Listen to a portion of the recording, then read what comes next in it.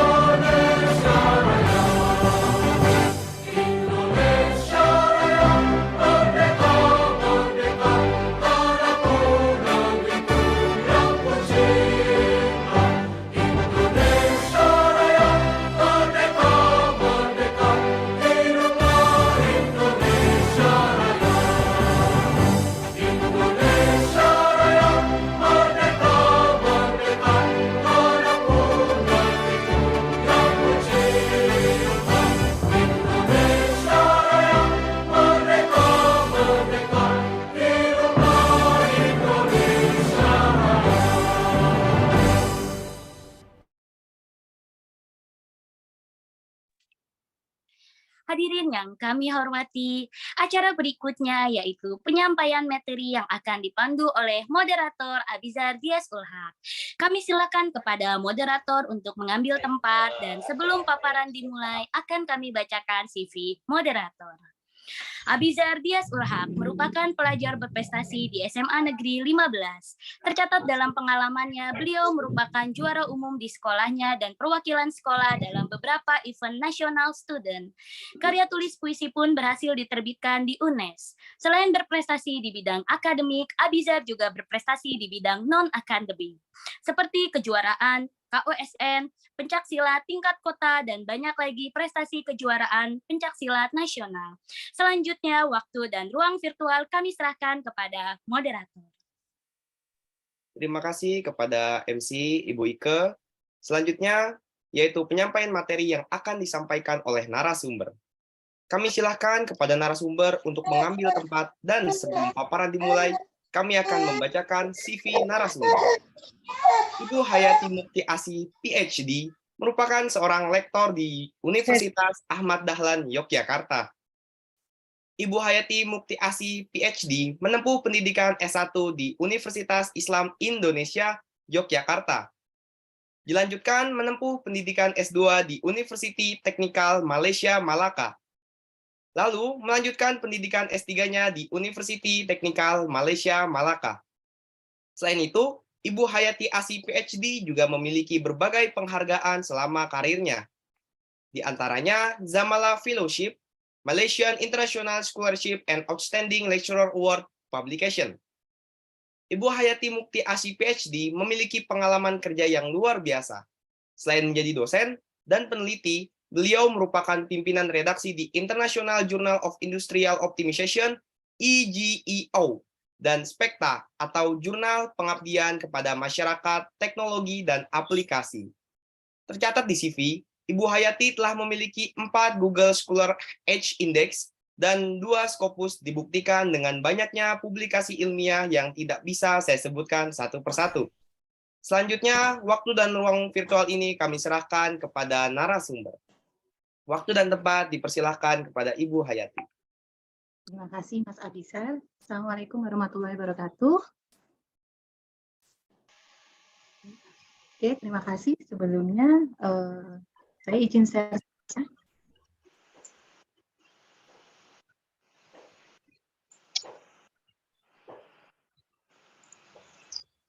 Terlihat, Mas Abisar? Terlihat, Ibu. Oke, ya. Berapa orang ikut online? 3 orang doang. Oke, terima kasih. Bismillahirrahmanirrahim. Sebelumnya saya ingin berterima kasih sekali kepada Bapak Ghazali Tamson selaku Direktur Utama dari PT Emerald Indonesia Transpublika. Terima kasih telah mengundang saya ya Pak di acara Happy Ways to Publish in Sinta. Hari ini saya Hayati Mukti Asih, ya seperti tadi yang sudah dipaparkan sama Mas Abisar, bahwa saya dosen sekaligus peneliti di Universitas Ahmad Dahlan Yogyakarta. Jadi monggo Bapak Ibu kalau ada yang dari Yogyakarta atau yang mau ke Yogyakarta, feel free to come to Universitas Ahmad Dahlan. Kebetulan saya dipercaya setelah saya lulus dari S3, saya dipercaya untuk menjadi editor-in-chief di International Journal of Industrial Optimization. Kebetulan saya di sini adalah dosen teknik industri, jadi dan expertise saya itu di bidang optimization. Jadi alhamdulillah saya diberikan kesempatan untuk menjadi editor-in-chief di IGEO. Waktu itu saya belum pernah sama sekali in term of menjadi editor seperti itu ya. Kemudian di sini sebenarnya saya juga learning by doing untuk menjadi editor. Nah, kemudian setahun kemudian alhamdulillah dipercaya lagi untuk menjadi editor-in-chief di Spekta. Spekta ini berbeda dengan IGEO, di mana Spekta ini adalah jurnal pengabdian yang berfokus pada ke teknologi dan aplikasinya seperti apa. Dan tahun kemarin 2022, alhamdulillah kedua jurnal ini kami dipercaya untuk bisa mendapatkan Sinta 3.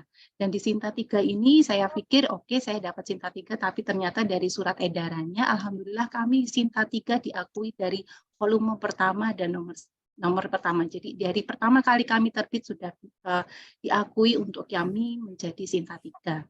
Seperti itu. Jadi nanti kalau Bapak Ibu di sini ada yang sebagai pengelola jurnal juga, nanti kita bisa sharing-sharing bagaimana kita bisa memaintain sebuah jurnal internasional ataupun ya jurnal internasional ya, kebetulan IGEO dan Spekta ini untuk bisa dimaintain dengan baik seperti itu. Dan hari ini, alhamdulillah kita akan belajar tentang bahagia menulis artikel ilmiah yang baik. Kenapa di sini harus ada kata bahagia? Karena menurut saya ketika kita itu menulis sesuatu, kalau kita tidak bahagia itu pasti tidak akan keluar. Ya atau tidak? Saya mau nanya dengan Bapak Ibu yang ada di sini.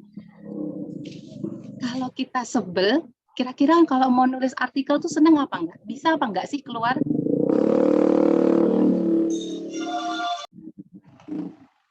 Tidak bisa, Bu. Iya, tidak bisa ya. Jadi memang kita harus bahagia dulu. Gimana sih caranya supaya bahagia? Kita harus tahu sebenarnya kuncinya itu seperti apa sih? Bagaimana kita bisa menulis artikel ilmiah ini? Ya. Di slide pertama ini saya mau mengajak Bapak Ibu yang ada di sini untuk bisa kita pertama kali adalah menata niat itu dengan baik. Kenapa kita menata niat itu dengan baik ya, bahwa memang semuanya itu berasal dari niat dulu. Kita tuh niatnya menulis untuk apa sih? Seperti itu. Harapannya dengan niat yang baik, dengan proses yang baik, kita akan mendapatkan hasil yang lebih baik dan berkah. Ya, ada Anas bin Malik ya sering berpesan pada anak-anaknya, wahai anak-anakku, ikatlah ilmu ini dengan cara menulisnya. Waktu itu saya awal kali melihat statement seperti ini, kenapa sih harus ditulis seperti itu? Itu saya masih belum tahu. Sebenarnya kenapa ya kita tuh harus melakukan penelitian kemudian harus ditulis. Namun ternyata saya perdalam lagi, ada beberapa kalau di agama kami ya, di agama Islam itu ada tiga istilahnya 3 amalan yang tidak bisa putus. Pertama itu adalah anak yang solih, kemudian kedua itu adalah apa? Ada yang tahu di sini? Ilmu yang bermanfaat, Ibu. Yes, betul. Terima kasih. Yang kedua itu adalah ilmu yang bermanfaat, dan yang ketiga ada yang tahu di sini?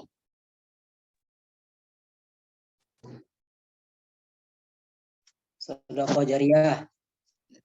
Ya, jadi kita fokus di ilmu yang bermanfaat ini. Ternyata apa? Dengan kita mempunyai knowledge, kita punya kepintaran seperti itu ya. Kemudian kita mencoba menuliskan itu dengan baik. Ternyata apa? Itu bisa bermanfaat untuk orang lain. Hal ini sebenarnya saya melihat kebetulan profesor saya dulu di Universitas Islam Indonesia, beliau sudah almarhum. Saya melihat walaupun beliau sudah meninggal, tetapi citasi di Google Scholar-nya terus bertambah. Ternyata dari Google Scholar itu citasinya selalu bertambah. Saya melihat bahwa walaupun orang itu sudah meninggal, profesor saya sudah meninggal, tapi dia masih bisa memberikan kebermanfaatan. Seperti itu. Salah satunya dari mana? Dari tulisan-tulisan buku jurnal.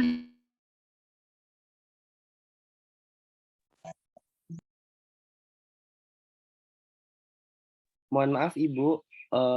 Ibu termute, Ibu. Halo, terdengar suara saya? Terdengar, Ibu. Oke. Jadi ternyata tadi ya profesor saya, beliau sudah meninggal, namun ternyata Google Scholar citasinya selalu bertambah. Disitulah saya paham, oh iya ya, ternyata walaupun kita semua di sini sudah meninggal, ternyata kita bisa masih memberikan kontribusi kebermanfaat kepada orang lain.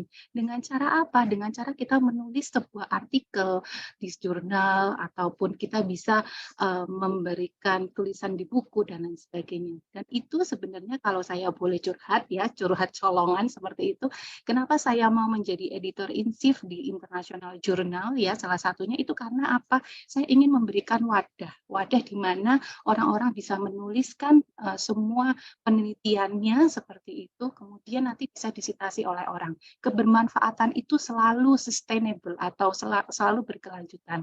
Di situ ketika kita mempunyai niat yang baik, dengan proses yang baik, insya Allah kita akan mendapatkan hasil yang lebih baik dan juga berkah. Itu yang penting ya. Jadi dunianya dapat, akhiratnya juga dapat.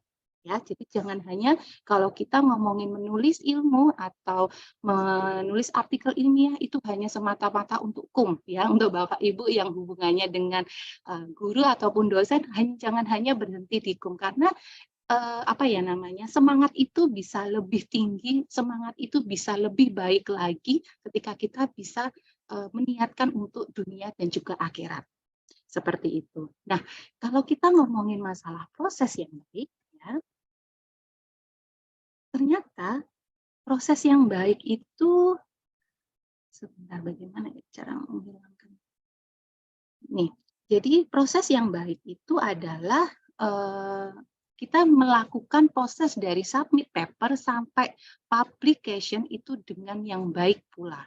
Ya, di sini saya akan memberikan paparan bahwa ternyata kita sebagai author tugasnya adalah apa? Kita mensubmit paper kita, mensubmit artikel ilmiah kita, kemudian nanti sebagai editor lihat apakah basic requirement-nya ini sudah terpenuhi belum?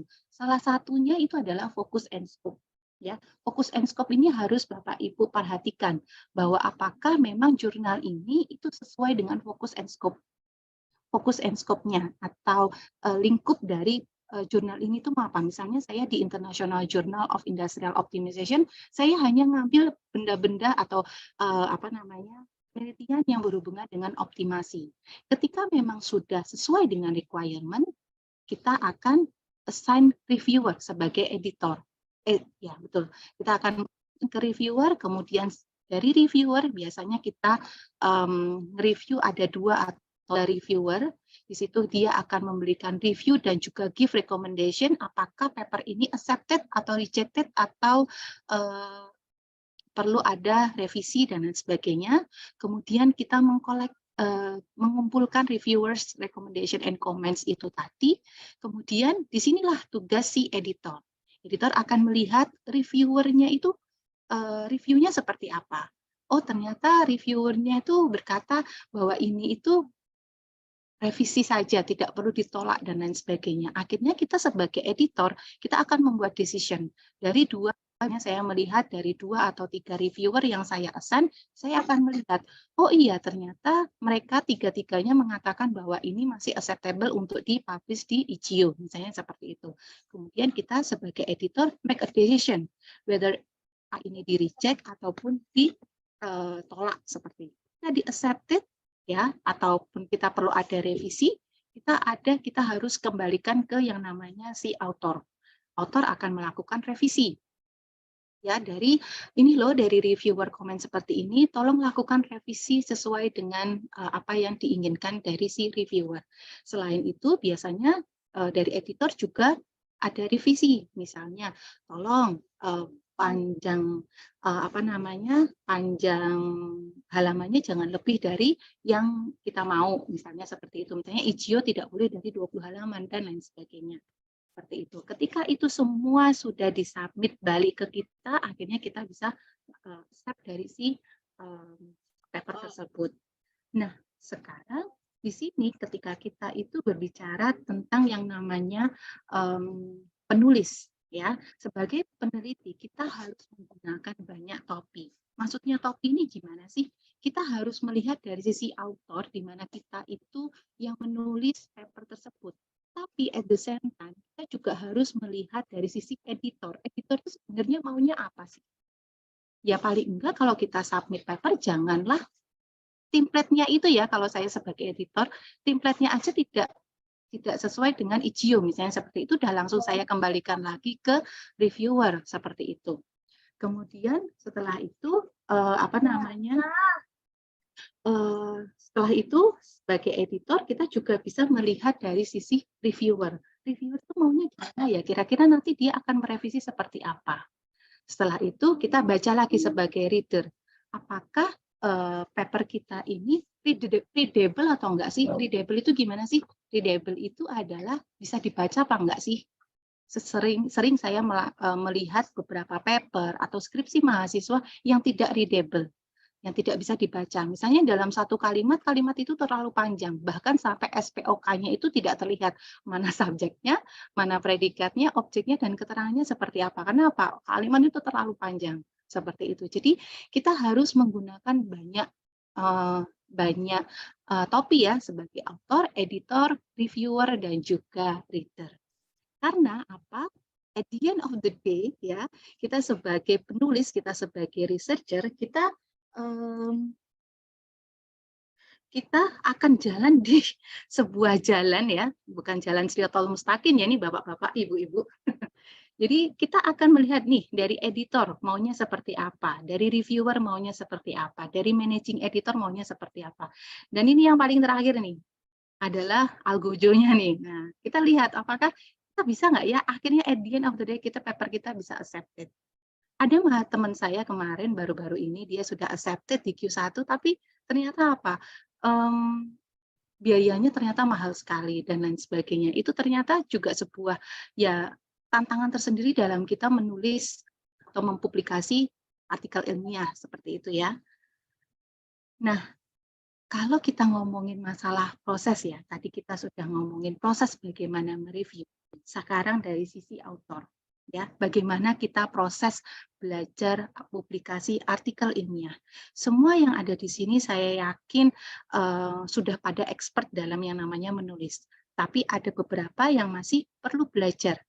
Pertama, kita bisa belajar dari jurnal yang terakreditasi dulu. Jurnal nasional yang terakreditasi. Misalnya kita belajar dari Sinta 5 dulu deh, 4 dulu. Nggak apa-apa, pelan-pelan yang penting belajar. Lakukan proses dengan baik. Ketika 4 itu 5 sudah jalan, kita coba naikin ke 3, 4. Ketika 4 sudah oke, kita masukin ke 2. Seperti itu. Kita ada continuously improvement. Kalau di teknik industri ada istilah seperti itu. Jadi ada perbaikan yang terus-menerus gitu ya. Setelah kita 2 sudah bisa gitu ya. Oke, ternyata 2 sudah bisa. Akhirnya kita coba yuk ke level yang lebih tinggi. Kita menggunakan bahasa Inggris, bahasa internasional. Kita lakukan proceeding dulu. Ya, kita ikutin conference internasional, ya, proceeding internasional seperti apa. Kemudian ketika proceeding internasional sudah accepted, kita challenge diri kita lagi untuk bisa kita publish ke jurnal baru terindeks Scopus. Kenapa jurnal baru terindeks Scopus? Biasanya, ya, Bapak Ibu, di sini bisa sebagai kayak tips. Kalau mau belajar nulis di Scopus, cari yang dia itu baru terindeks Scopus. Seperti itu. Jadi cari paper jurnal-jurnal yang seperti itu, kemudian coba publikasi di sana. Insya Allah lebih mudah. Kemudian ketika jurnal baru itu sudah bisa nih, sudah accepted, bisa langsung ke jurnal Scopus 3, Q3 dan Q4. Q3, Q4 sudah bisa accepted, langsung tembus ke jurnal Q1 dan Q2. Hal ini pasti tidak mudah karena apa? Ketika kita belajar seperti ini, ya, kalau dulu saya belajar pertama kali itu bahasa Inggris pertama. Nggak apa-apa, bahasa Inggrisnya itu jelek-jelek dulu nggak apa-apa. Yang penting kita mau nulis dulu, ditulis dulu apa yang mau kita tulis. Kenapa saya bilang seperti itu? Karena kita punya software yang membantu, ya. Kenapa? Misalnya contoh simpel, Grammarly. Bapak Ibu tahu Grammarly di sini? Ada yang sudah pernah menggunakan mungkin? Ya, sangat bagus itu Ibu, Grammarly. Lumayan lah Ya, buat membantu bahasa Inggris kita ya.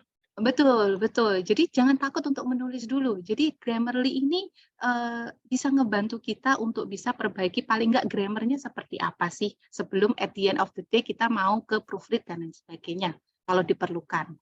Ya, dari Grammarly itu dulu, kemudian setelah itu ditulis, kemudian jangan lupa menggunakan tools-tools yang bermanfaat seperti kayak Mendeley dan lain sebagainya. Karena apa? References itu penting ketika formattingnya aja sudah berbeda. Kalau kita tidak menggunakan tools yang baik, itu nanti akan payah sendiri kitanya. Eksperimen aja udah susah, jangan sampai menulis itu susah. Seperti itu. Kalau saya sih konsepnya seperti itu. Eksperimen atau penelitian aja udah susah, jangan sampai menulis itu susah. Karena apa? Karena udah banyak sekali di sekarang ini tools-tools yang bisa nge-support kita. Seperti itu. Jadi jangan takut untuk mencoba. Yang penting nulis dulu. Perbaikan terus-menerus itu pasti ada. Tidak ada yang namanya sekali nulis itu bisa langsung ke jurnal Q1, Q2. Itu enggak ada. Semua ada prosesnya. Nah, tinggal kembali lagi ke Bapak Ibu, kuat nggak sih dengan proses tersebut, proses belajarnya seperti itu. Ya. Next, di sini setelah tadi belajar proses dari jurnalnya, sekarang di sini ada macam-macam dari manuskrip atau artikel ilmiah.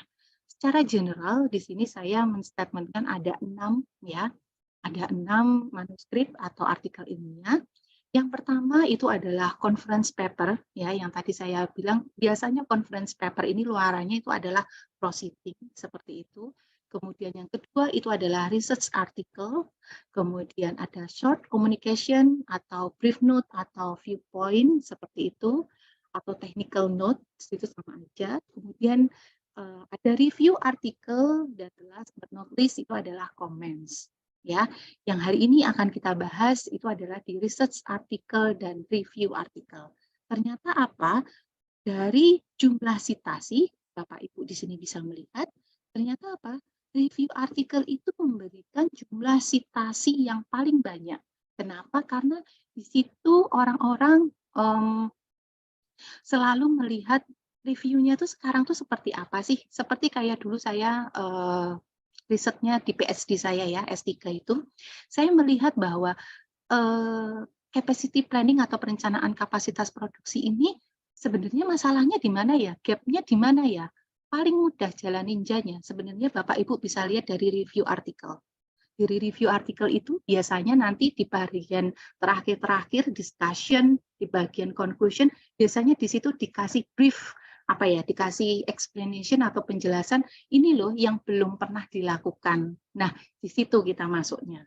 Oleh karena itu, review artikel ini biasanya akan membuat atau mendapatkan citasi yang banyak. Ya, karena itu menjadi basic para researcher untuk melakukan penelitian seperti itu. Nah, beda dengan research artikel, ya, dia lebih rendah ya daripada review artikel. Nah, sebenarnya research artikel itu apa sih? Research artikel itu adalah sebagian besar artikel penelitian diterbitkan termasuk dalam kategori gini ya. Jadi research artikel itu seperti kayak kita melakukan case study, penelitian case study seperti itu masuk ke research artikel, berisi investigasi yang komprehensif dari materi pelajaran seperti itu. Itu biasanya research artikel dan ini biasanya berisi dari sekitar 7.500 sampai dengan 9.000 kata yang menggambarkan penelitian aslinya. Itu pun bisa lebih, it depends on how, itu tergantung dari seberapa dalam research article itu, seberapa dalam sih kedalaman dari penelitian tersebut. Dan biasanya itu sekitar 8 sampai 15 halaman. 5 gambar dan 25 referensi. Kenapa seperti ini? Ini juga tergantung dari jurnalnya. Ada beberapa jurnal yang 15 halaman ini sudah tidak accepted. Saya melihat kemarin ada di Sinta 2 seperti itu, dia tidak mau kalau lebih dari 15 halaman, dia hanya 10 sampai 12 halaman seperti itu. Jadi itu pentingnya kita sebagai author untuk melihat dulu author guideline-nya itu seperti apa sih? Author guideline itu seperti kayak petunjuk sebagai penulis kalau kita mau menulis di sebuah international journal seperti itu. Ya, kemudian review artikel. Tadi kita sudah belajar research artikel, review artikel. Review artikel itu adalah tinjauan komprehensif atau kritis terhadap topik penelitian tertentu. Seperti tadi yang sudah saya jelaskan, saya pengen tahu dari perencanaan kapasitas produksi. Sebenarnya itu apa sih yang membuat yang future research-nya seperti apa sih gap-nya seperti itu. Ternyata betul. Perencanaan kapasitas itu pada waktu saya dulu PhD, perencanaan kapasitas itu ternyata belum pernah ada atau masih sedikit perencanaan kapasitas dengan menggabungkan mesin dan juga robot. Jadi kebetulan saya risetnya itu di sebuah perusahaan hard disk seperti itu ya, di multinational company di Kuala Lumpur seperti itu. Saya harus tahu nih, apa ya yang akhirnya membedakan kontribusi ke dalam teorinya sudah dapat, saya bisa menyelesaikan permasalahan yang ada di perusahaan tersebut. Tapi kontribusi to knowledge-nya ini gimana nih? Seperti bagaimana menguatkan ini? Akhirnya saya cari-cari yang paling gampang ya jalan ninjanya. Bapak Ibu lihat dari review artikel. Di situ akan banyak sekali future research-nya seperti apa. Tapi perhatikan ya Bapak Ibu review artikelnya kalau bisa 3 tahun sebelumnya. Ya, jadi misalnya ini 2023, jadi kalau bisa dari tahun 2020 itu Bapak Ibu sudah bisa melihat bagaimana sih review artikel ke update dari suatu topik tertentu itu seperti apa. Misalnya juga algoritma genetika, itu seperti apa sih yang up to date seperti itu. Dan biasanya lebih dari 15 halaman, lebih dari 5 gambar, dan ada tabel ringkasannya. Tabel ringkasan ini apa? Misalnya contoh, saya ini sedang buat review artikel juga yang sedang saya submit ya, sudah saya submit di jurnal Scopus. Di tabel ringkasan ini, jadi maksudnya gimana? Jadi ada author, jadi kita ada mencari beberapa penelitian gitu ya, ada 50 paper misalnya seperti itu, kita reduksi berdasarkan skop yang mau kita risetkan, misalnya seperti itu. Dari 50 dia hanya ternyata yang related itu ternyata hanya 25 misalnya seperti itu. Dari 25 kita kupas habis-habisan. Kupas habis-habisan itu gimana? Misalnya saya yang sedang saya submit ini tentang critical success factor atau faktor kritis kesuksesan dalam mengimplementasikan sebuah Lean Six Sigma seperti itu. Apa aja sih sebenarnya? Nah, akhirnya kita cari tuh. Ternyata si author satu ini dia melihat bahwa dari critical success factor itu hanya 5 yang paling dominan. Ada 1, 2, 3, 4, 5 seperti itu. Nanti kita centang. Kemudian author B, oh enggak, author B itu ternyata dari yang faktor ke-6 sampai dengan faktor ke-10 kita centangin. At the end of the day ternyata ini loh yang paling banyak critical success factor-nya. Nah, itu jadi rangkuman. Jadi rangkuman bahwa ini loh faktor-faktor kesuksesan ini yang akhirnya menyebabkan Lean Six Sigma ini bisa diimplementasikan ke real industry. Seperti itu. Ya, jadi itu salah satu dari review artikel. Nah, namun ya dalam apapun itu ada di review artikel ataupun research artikel, ada struktur artikel ilmiah ya Bapak Ibu yang harus kita patuhi ya. Jelas yang pertama itu adalah title. Title itu adalah judul. Judul ini tuh apa sih? Kalau menurut Bapak Ibu di sini judul itu seharusnya seperti apa? Ada yang bisa sharing di sini? Silahkan.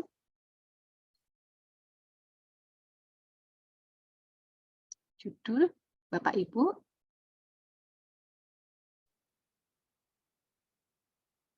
Judul itu seharusnya yang seperti apa?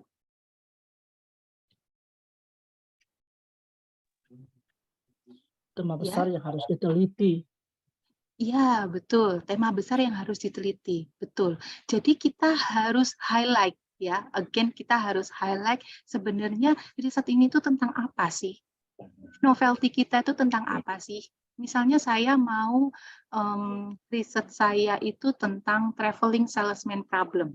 Ya, traveling salesman problem itu adalah sebuah salah satu materi ya di teknik industri. Dia tentang permasalahan seorang sales mengantarkan barangnya.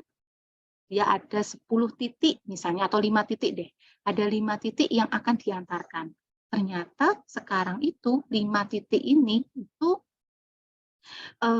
dia itu tidak optimal ya karena dia dari titik A, B, C, D, E. Tapi ternyata dari A, B, C, D, E itu dia melakukan distance-nya itu atau jaraknya itu sekitar 100 km. Ternyata kita lihat A, B, C, D, E itu tidak optimal. Harusnya B, A, C, D, E, misalnya seperti itu. Hari itu bisa kita minimasi menjadi 80 km yang tadinya 100 km. Nah, di situ ternyata kita harus highlight bahwa TSP-nya itu yang seperti apa sih? Oh, ternyata TSP-nya itu misalnya saya ada pembobotan di dalamnya. Ya udah, kita ngomong title-nya, kita harus highlight. Kita harus jelaskan kepada pembaca karena apa? Pembaca itu yang pertama dilihat itu adalah judul. Highlight kita punya kontribusi. Ya, ternyata TSP-nya ini beda loh dengan TSP yang lain dan salesman problem yang lain.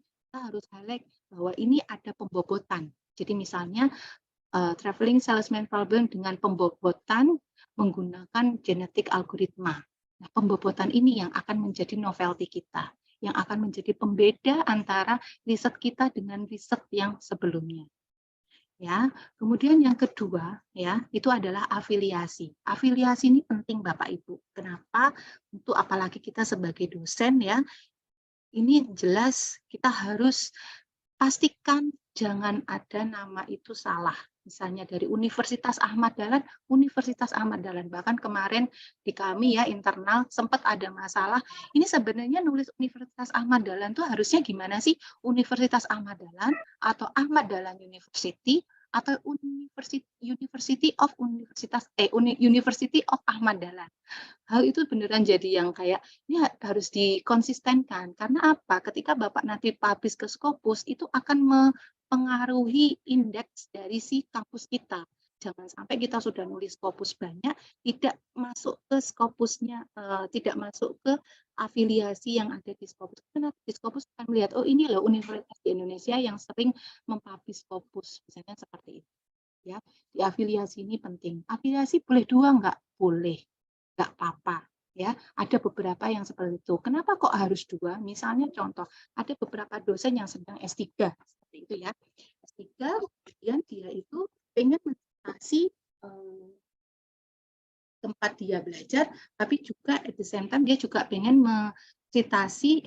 mengafiliasikan dengan Universitas Ahmad Dahlan, itu nggak apa-apa, nggak masalah, seperti itu ya. Jadi afiliasi ini penting ya, jangan sampai ada typo dan lain sebagainya. Begitu juga yang terakhir ini juga penting sih, jangan sampai ada typo. Tapi ini penting banget, jangan sampai kita diseragamkan maunya seperti apa. Kemudian yang ketiga ini adalah yang namanya abstrak. Abstrak itu apa sih? Ada yang tahu? Bapak Ibu di sini?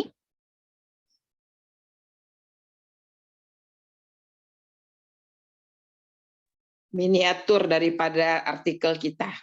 Iya, betul sekali Bu Hasanah.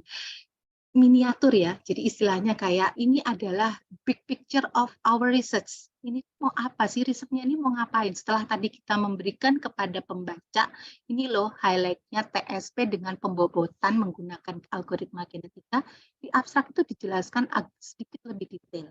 Ya, masalahnya apa? Ya, jadi abstrak itu ya ada beberapa poin yang harus ada di abstrak. Pertama, masalah. Masalah ini harus jelas. Masalahnya itu apa sih? Ya, setelah kita tahu masalah, dampaknya apa? Ya, misalnya contoh, saya mau mengangkat tentang traveling salesman problem.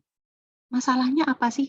Ternyata dengan rute yang sekarang ini, si bapak salesnya itu sering lembur. Karena apa? Distance-nya ini itu terlalu panjang. Kemudian akhirnya dampaknya apa? Kita tuliskan. Karena apa? Dampak ini penting untuk kita bisa tahu urgensi penelitian kita seperti apa. Seberapa urgensi, terus kenapa nek di lembur? Kan tidak masalah toh. Tapi kalau kita sudah menstatementkan dampaknya apa, akan terlihat lebih jelas. Dampaknya apa toh? Ternyata dengan dia sering lembur, otomatis apa? Cost-nya tinggi. Ya, dengan jaraknya yang panjang aja udah distribution cost-nya sudah tinggi. Apalagi sampai lembur. Ada lembur, kok ada operational cost-nya pasti lebih tinggi. Dampaknya ke situ. Akhirnya kita tutup dengan yang ketiga namanya tujuan penelitian. Oleh karena itu, biasanya bahasa itu, oleh karena itu penelitian ini bertujuan untuk apa? Untuk meminimasi jarak rute ya, jarak rute sebuah sales ya atau seorang sales untuk mendistribusikan produk misalnya sari roti misalnya seperti itu. Ya. Kemudian dengan menggunakan metode apa? Akhirnya yang keempat kita jelasin. Misalnya saya tadi mau menggunakan algoritma genetika. Algoritma genetika itu yang seperti apa sih? Kok bisa algoritma genetika itu menyelesaikan ini? Seperti itu. Step by step secara generalnya seperti apa? Misalnya contoh, di algoritma genetika itu ada beberapa eksperimen yang saya lakukan. Saya memvariasikan ada populasinya, ada crossover-nya, ada mutation-nya, sehingga apa? Saya bisa mendapatkan global optimum. Seperti itu. Dan yang kelima itu adalah hasil. Setelah kita mengoptimasi dengan algoritma genetika, ya tadi ternyata yang kelima ini hasilnya seperti apa? Oh iya, ternyata distance-nya yang sebelumnya 100 km dengan menggunakan algoritma genetika, sekarang ini hanya 80 km. Ada penurunan 20%. Nah, itu penting. Ada highlight, improvement-nya itu berapa sih? At the end of the day itu harus penting kita statementkan di abstrak. Ya, resultnya seperti apa? Oh iya, berarti penelitian ini beneran berkontribusi loh. Improvementnya bisa sampai 20%. Jika improvement 20%, harga dari operational cost ya, yang tadinya dia itu ada lembur, jadinya nggak ada lembur, distribution cost-nya yang tadinya misalnya 50.000 misalnya seperti itu, sekarang hanya 30.000. Misalnya seperti itu. Jadi ada penurunan di situ. Dampaknya kelihatan. Dan yang terakhir, for managerial insight-nya seperti apa sih? Penelitian ini terus bergunanya untuk apa? Kontribusinya di mana? Ini penting. Kenapa penting? Jangan sampai kita meneliti macam-macam dari A sampai Z, tidak ada kontribusinya. Ya, apalagi kalau di sini ya di research artikel biasanya kebanyakan hubungannya dengan company-nya seperti apa sih? Oh iya, ternyata ini bisa sebagai sebuah alternatif, bisa juga sebagai sebuah masukan kepada company yang bisa menurunkan dari segi cost, sehingga bisa menaikkan profit dan lain sebagainya. Oke. Nah, setelah kita menulis abstrak ada 6 poin itu, ya, kita harus beneran sesuai. 6 poin itu betulan harus masuk poin-poin yang ada di dalam abstrak. Kemudian selanjutnya itu adalah keyword. Keyword itu apa sih? Ada Bapak Ibu tahu yang di sini keyword itu apa? Kata kunci kalau orang mau mencari artikel kita, dengan kata kunci itu menemukan secepatnya.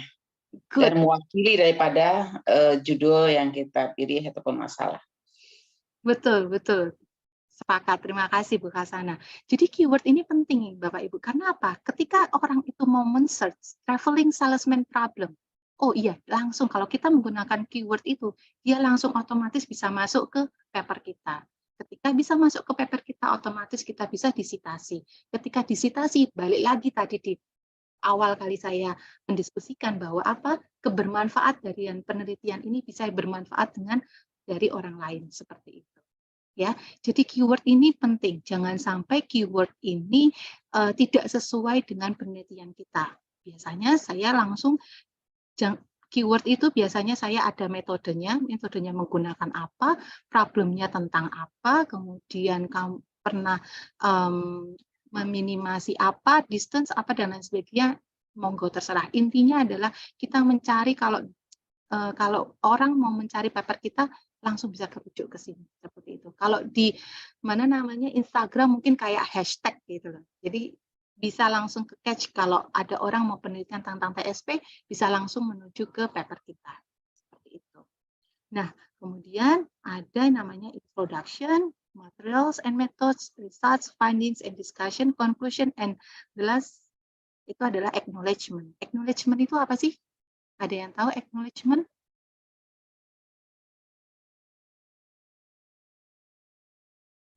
Terima kasih ya.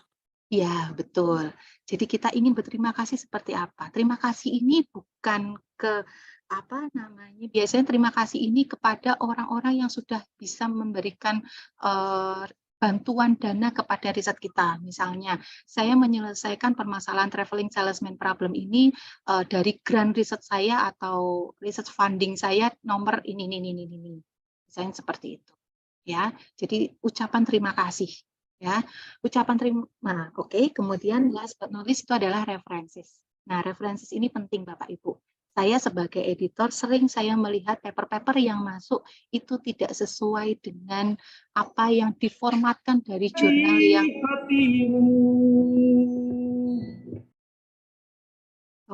tidak sesuai dengan jurnal yang diinginkan. Misalnya di IGIO kita menggunakan IEEE style, tapi di references dia menggunakan APA style. Itu sudah berbeda. Jadi pastikan ketika Bapak Ibu mensubmit semuanya itu harus dalam keadaan yang sesuai, referensinya bahkan sampai kita lihat apakah itu sesuai atau tidak, stylenya dan jumlahnya. Ya, jumlah dan tahunnya. Tahunnya biasanya 5 tahun sebelumnya. Jadi misalnya ini 2023, maksimal paling enggak dari tahun berapa? 2019 seperti itu ya. Oke, kemudian dan jumlahnya biasanya itu tergantung lagi dari jurnalnya. Jurnalnya referensinya harus berapa sih? Ada beberapa jurnal yang memang mewajibkan referensis itu minimal 25. Kalau di IGIO dan Spekta seperti itu. Saya meminimalkan paling enggak 25. Harus ada referensis yang ada di paper tersebut. Seperti itu. Tapi again, satu jurnal dengan jurnal yang lain itu berbeda. Nah, untuk introduction sampai conclusion kita akan jelaskan lebih detail di introduction. Introduction ini apa sih? Ada yang tahu, Bapak Ibu?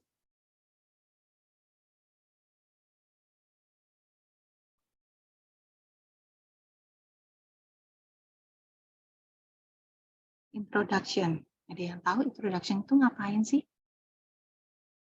Biasanya pendahuluan ya, kalau di bahasa Indonesia. Ya, namanya juga pendahuluan. Pendahuluan ini biasanya susah-susah gampang, biasanya banyakkan orang. Kenapa? Karena dia belum tahu polanya seperti apa sih menulis introduction itu. Selain kita harus mereview up-to-date literatur, tapi bagaimana mendisplay atau membuat pendahuluan itu baik, itu ada tips and triknya. Salah satunya adalah seperti kita dulu waktu pas SD ya, belajar bahasa Indonesia. Kalau dalam satu section kita harus dari yang umum dulu, kemudian baru yang khusus. Misalnya tadi kita ngomongin traveling salesman problem, masalahan perjalanan sebuah sales, misalnya seperti itu, gitu ya. Dari umumnya sebenarnya TSP itu apa sih? Kita jelaskan dulu kepada reader, ya. Kita jelaskan dulu kepada pembaca bahwa traveling salesman problem itu ini loh. Nah, aplikasinya di mana aja? Ternyata traveling salesman problem itu tidak. Traveling salesman problem ini ternyata tidak hanya aplikasinya hanya untuk ke distribusi sari roti dan lain sebagainya. Tidak, ternyata apa? Dia bisa berguna juga untuk pembagian newspaper atau koran, seperti itu. Bisa juga kantor pos dan lain sebagainya. Ada beberapa aplikasi yang bisa dilakukan untuk si TSP ini. Setelah itu, sudah tahu seperti itu, kita agak mengerucut lagi. Metodenya apa? Kita jelaskan dengan metode optimasi, juga bisa juga dengan metode analytical. Metode heuristik ini ada positif negatifnya. Metode yang matematika, dia juga ada positif dan negatifnya. Kita coba melihat apa sih positif negatifnya ini. Dan akhirnya, at the end of the day, kita ingin melihat bahwa ini loh yang mau kita harus usulkan. Misalnya saya ingin menggunakan metode heuristik tadi. Di mana metode heuristik ini saya menggunakan algoritma genetika. Oh, ternyata ini loh positif negatifnya, akhirnya saya menggunakan algoritma genetika. Kemudian kita bisa jelaskan lebih rinci lagi ke apa? Ke case study kita. Kita mau TSP-nya di mana sih?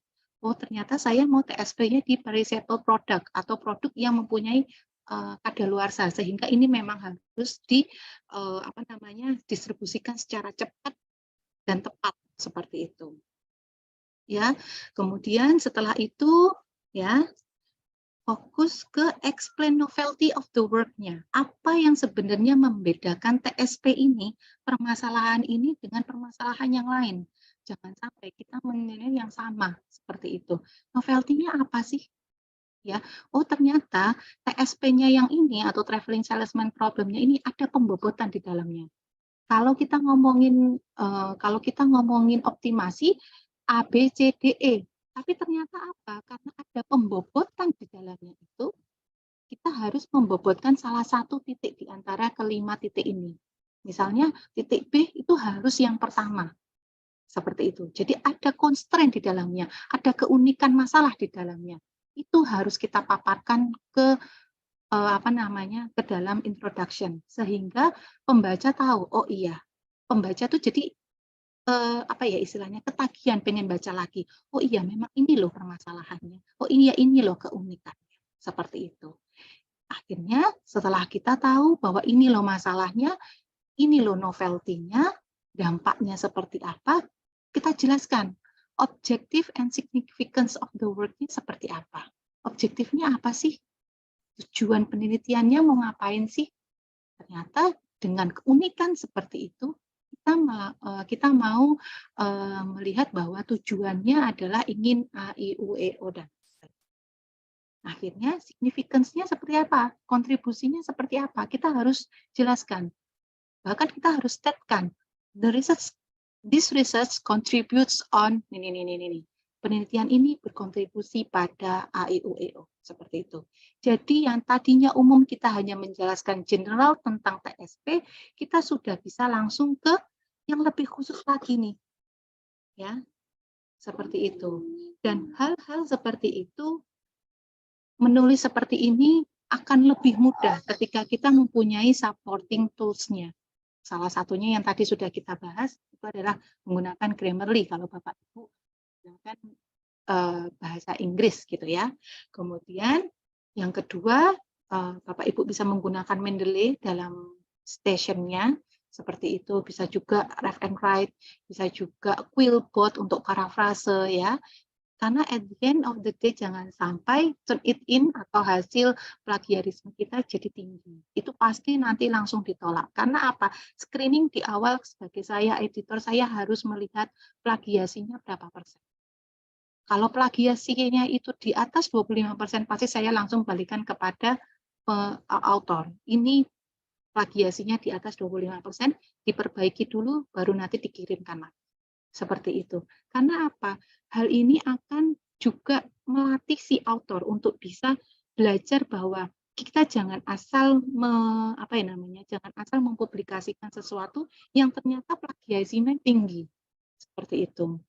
Saya pernah ada satu momen gitu ya Bapak Ibu, sebagai editor, saya sampai kayak jam 12 malam tuh masih ngebimbing. Kebetulan autornya itu adalah sebuah mahasiswa gitu ya. Akhirnya saya bimbing, nak harusnya seperti ini, nak harusnya seperti ini. Sampai jam 12 malam tuh saya masih ngopiak-ngopiak autor, yuk nak diperbaiki dulu pelan-pelan. Saya bilang kayak gitu, karena apa? Semangat dia itu yang harus saya apresiasi. Sebenarnya kalau saya mau gampang aja, bisa aja langsung saya tolak. Tapi apa? Semangat anak ini, semangat author ini untuk belajar tuh tinggi. Jadi saya sebagai editor, ayo kita belajar sama-sama. Kamu perbaiki pelan-pelan A, I, U, E, O-nya ini. Saya bilang kayak gitu. Jadi pun saya sebagai editor pun juga seperti kayak learning juga ya Bapak Ibu, learning proses bagaimana bisa memutuskan bahwa ini accepted atau tidak dan lain sebagainya. Seperti itu. Nah, akhirnya kita ke research atau findings. Kenapa saya tidak membahas tentang methods? Karena methods itu lebih fokus kepada research Bapak Ibu sendiri ya. Bagaimana step by step-nya. Ada juga nanti ada penelitian yang kualitatif, kuantitatif itu akan sangat lama sekali kalau kita bahas tentang metodologi. Tapi inti di metodologi ini atau metode ini itu adalah Bapak Ibu harus paparkan flowchart-nya seperti apa ya di bagian ini ya, di bagian materi metode ini harus jelas. Dan jangan metodologi ini, step by step flowchart ini itu sama seperti ketika kita menulis skripsi, ketika kita menulis tesis. Ada identifikasi masalah, kemudian ada tujuan masalah, kemudian dan lain sebagainya. Tidak, yang diinginkan langsung straightforward. Apa yang membuat ini beda? Ya, flowchart-nya seperti apa, yang membuat framework-nya seperti apa, yang membuat bahwa ini itu berbeda dengan penelitian yang lain, seperti itu. Ya, sekarang kita lanjut ke research atau findings-nya. Research and discussion section is the most important. Ini adalah yang paling penting karena apa? Kita melakukan critical analysis, analisis yang kritis terhadap hasil yang sudah kita lakukan.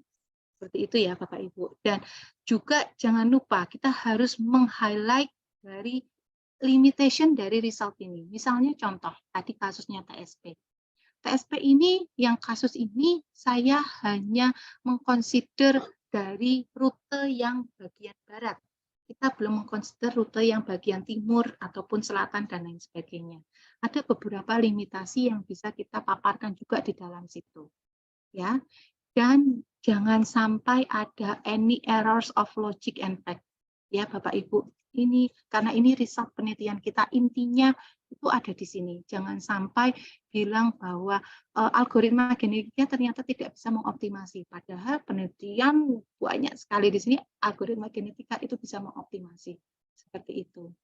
Dan Bapak Ibu harus memaparkan, ini wajib, figure ataupun tabel dengan good quality. Good quality ini kenapa? Jangan sampai kita udah capek-capek riset, udah memaparkan figure dan tabel, tapi ternyata apa? Figure dan tabelnya itu tidak bisa terlihat dengan baik, sehingga orang reader atau pembaca itu yang melihat itu jadi yang, ini sebenarnya risetnya apa ya? Hasilnya kok nggak kelihatan, nggak jelas, dan lain sebagainya.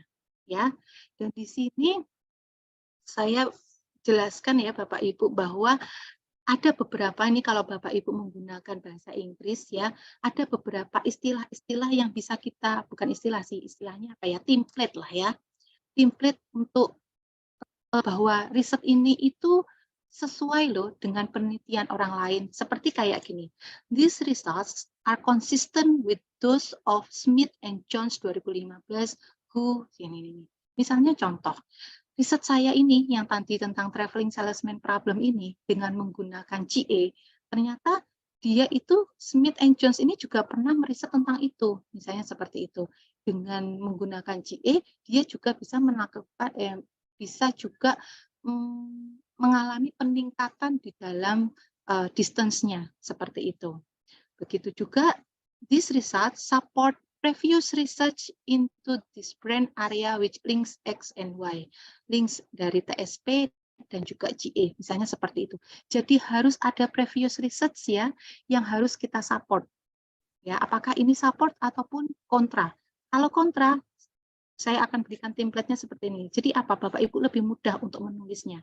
Ya tadi kayak di judul di awal, kita ingin bahagia menulis artikel ilmiah ya. Jadi apa yang membuat akhirnya kok beda kayak gitu loh. Surprisingly no differences were found in ini. Ternyata setelah kita misalnya ya melakukan TSP ternyata apa? Dia tidak ada melakukan peningkatan. Kenapa kok bisa seperti itu? Analisis kita seperti apa? Critical analisisnya seperti apa? Ini penting Bapak Ibu. Ya, bahkan kemarin waktu pas saya belajar di Malaysia, jangan sampai research and discussion kita ini lebih sedikit daripada introduction. Harusnya research and discussion kita itu harus lebih banyak daripada introduction. Karena apa? Gongnya kita itu di sini, fokus kita itu di sini, seperti itu. Ya, jadi ini ketika Bapak Ibu mau memaparkan sebuah result yang memang mendukung atau didukung dengan previous research atau riset sebelumnya, kalau ini adalah ternyata apa yang kita temukan, riset yang kita temukan, ternyata apa? Kontradiktif dari previous research. Bagaimana sih cara memaparkan seperti itu? Lebih enak kalau kita sudah punya template-nya. Kalau kita sudah punya template-nya, tinggal copy-paste, tinggal ganti kata-kata yang di bagian belakang-belakang sini. Seperti itu. Oke. Kemudian, nah ini yang paling penting. Highlight your findings. Jangan lupa kita harus highlight kita punya findings-nya itu apa sih? Penemuan kita itu apa sih? Ya, bagus lagi ya, kebetulan kemarin saya alhamdulillah publish paper bareng-bareng sama teman-teman gitu di jurnal Scopus Q1. Findings-nya itu jangan hanya satu kota, padahal itu risetnya di Yogyakarta. Ya, di seluruh provinsi daerah istimewa Yogyakarta. Tapi bagaimana, menariknya, bagaimana kita bisa membawa permasalahan itu secara global? Kenapa? Ini permasalahan lokal. Kita mencoba permasalahan lokal ini menjadi permasalahan global. Itu gimana? Dengan cara kita mensitasi dari previous research. Oh ternyata si riset ini dia juga udah pernah riset tentang yang mau kita risetkan, misalnya seperti itu di negara Pakistan. Tapi di negara India seperti ini loh. Tapi di negara Afrika seperti ini loh. Kita akan mendapatkan pattern-nya. Oh ternyata negara-negara maju itu polanya seperti ini loh. Misalnya reverse logistik, misalnya bagaimana sih jalur kembalinya ponsel bekas itu. Nah, misalnya seperti itu. Itu seperti apa sih? Ternyata berbeda antara negara maju dan negara berkembang. Kita melihat bahwa permasalahan yang lokal itu bisa loh kita buat dengan tulisan yang baik, dibuat menjadi global discussion. Ya, cara satunya tadi menambahkan permasalahan-permasalahan yang ada di luar negeri seperti apa. Akhirnya alhamdulillah bisa keterima di Q1 0,98 kalau nggak salah SJR-nya seperti itu. Ya. Nah, sekarang kita fokus di bagian conclusions-nya. Ini adalah yang very important ya. Kenapa? Karena kita describe important findings-nya itu apa sih? Ya. Kemudian kita reinforce ya, namanya reinforce ya, jadi menentukan balik originality of the work presented seperti apa, keunikannya apa sih? Itu harus ditekankan lagi bahwa memang TSP yang saya risetkan ini tidak hanya sebatas the original TSP, tidak hanya TSP yang biasa atau traveling salesman problem biasa, tapi ternyata ini itu unik, ada pembobotan di dalamnya seperti itu. Dan hal ini harus konsisten objektifnya, jangan sampai objektif ini ya cara research ini, research objektif ini, itu berbeda dengan research objektif yang tadi di introduction. Di sini kita pengen mengoptimasi distance. Di sini kita ngomong meminimasi distance. Kalau bisa dibuat yang sehingga konsistensi itu ada. Seperti itu. Highlight the achievement. Achievement ini maksudnya hasilnya seperti apa. Ternyata betul. Improvement kita, ya, achievement-nya itu adalah, improvement-nya adalah 20%. Dan jangan lupa di conclusion ya Bapak Ibu, sertakan future research-nya. Ya, future research itu apa sih? Ada tahu ya Bapak Ibu di sini? Future research itu apa ya? Ada yang tahu? Conclusion itu kesimpulan dari artikel yang kita tulis, hasil penelitian atau kajian referensi. Ya, betul. Ya, jadi jangan lupa future research itu adalah yang akan datang ya. Ya, betul. Kita bisa mempropos Usulannya. apa sih? Yes, usulannya apa? Misalnya tadi saya menggunakan algoritma genetika. Bisa juga loh nanti future research-nya bisa menggunakan metode lain. Seperti itu. Nanti kita akan melihat ada loh ini datanya sudah ada. Bapak Ibu bisa riset ini dengan menggunakan algoritma yang lain, misalnya particle swarm optimization, bisa juga dengan uncolony optimization dan lain sebagainya. Bisa seperti itu, ya. Jadi future research ini adalah sebuah wadah kita sebagai penulis. Ini loh chance atau kesempatan yang bisa di-enlarge atau bisa dikembangkan dari penelitian kita, seperti itu. Nah, kemudian ini adalah education ya. It's not the learning of facts but training the mind to think. Ini penting ya Bapak Ibu bahwa apa ternyata edukasi ini tuh bukan kita itu belajar tentang fakta-fakta itu seperti apa, tidak. Tapi ternyata apa? Training the mind to think. Kita melatih bagaimana otak kita itu berpikir. Melatihnya seperti apa? Seperti yang sudah saya jelaskan di sini. Bahwa ternyata research and discussion itu kalau kita hanya ngomongin hasil gitu sudah selesai. Oh iya hasilnya segini. Tapi kalau trainingnya itu bisa kita ambil bahwa oh iya loh ternyata ini itu sudah sesuai dengan yang sebelum-sebelumnya. Sudah kontradiktif atau tidak? Oh iya, ini enggak kontradiktif. Kemudian, ada enggak comparison di dalamnya? Harus ada comparison, membanding-bandingkan. Itu kayak lagunya siapa itu?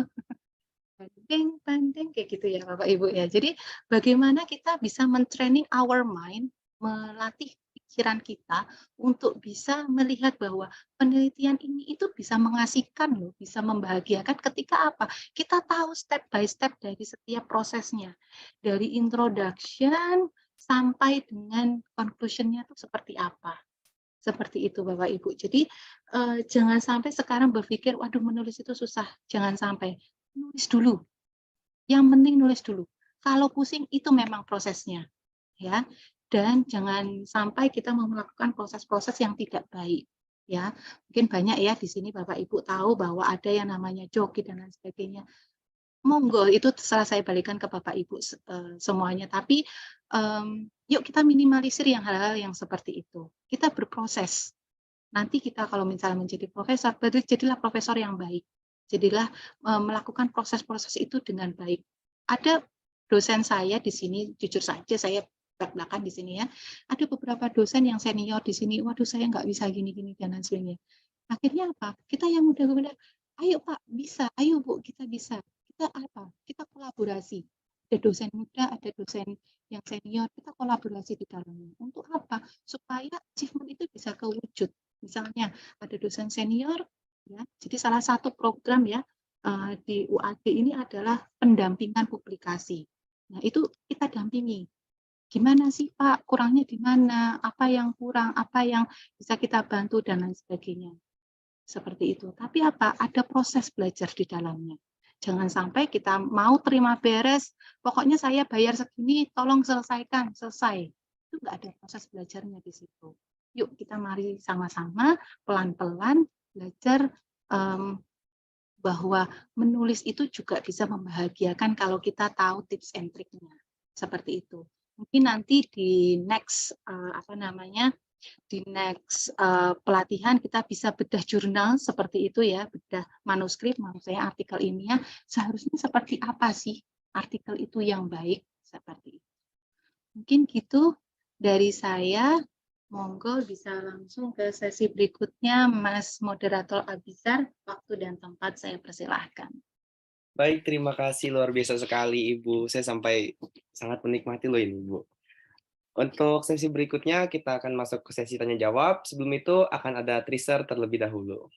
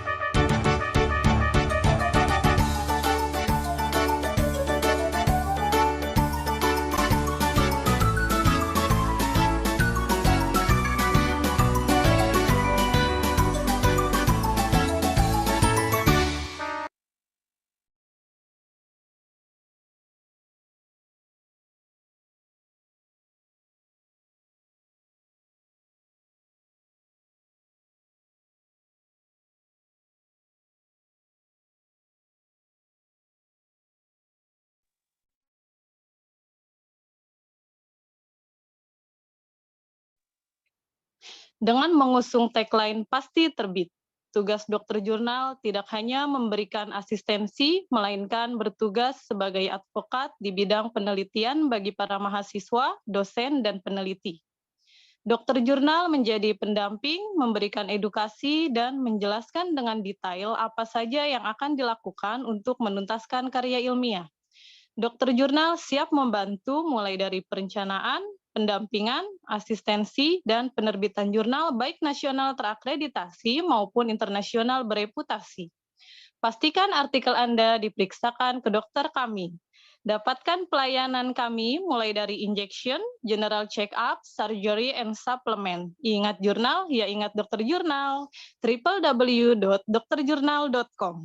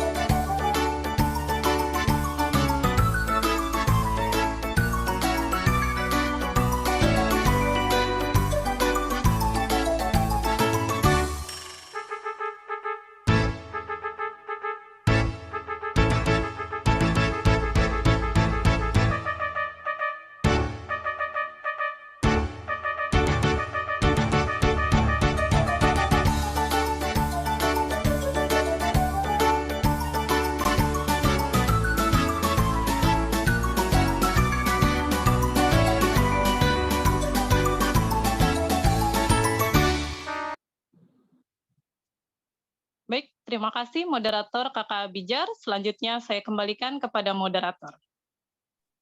Baik, terima kasih Kak Uwi. Baik, untuk Bapak dan Ibu, kami buka sesi tanya jawab. Disilakan kepada Bapak Ibu untuk memberikan pertanyaan kepada narasumber. Sepertinya Bapak Amir sudah hands up. Silakan Bapak Amir, waktu dan tempat dipersilakan, Bapak.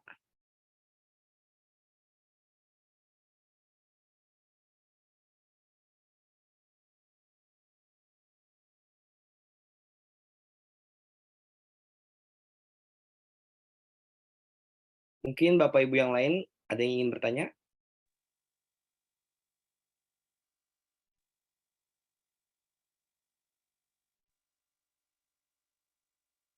putus-putus ini, Pak. Baik, Bapak silakan.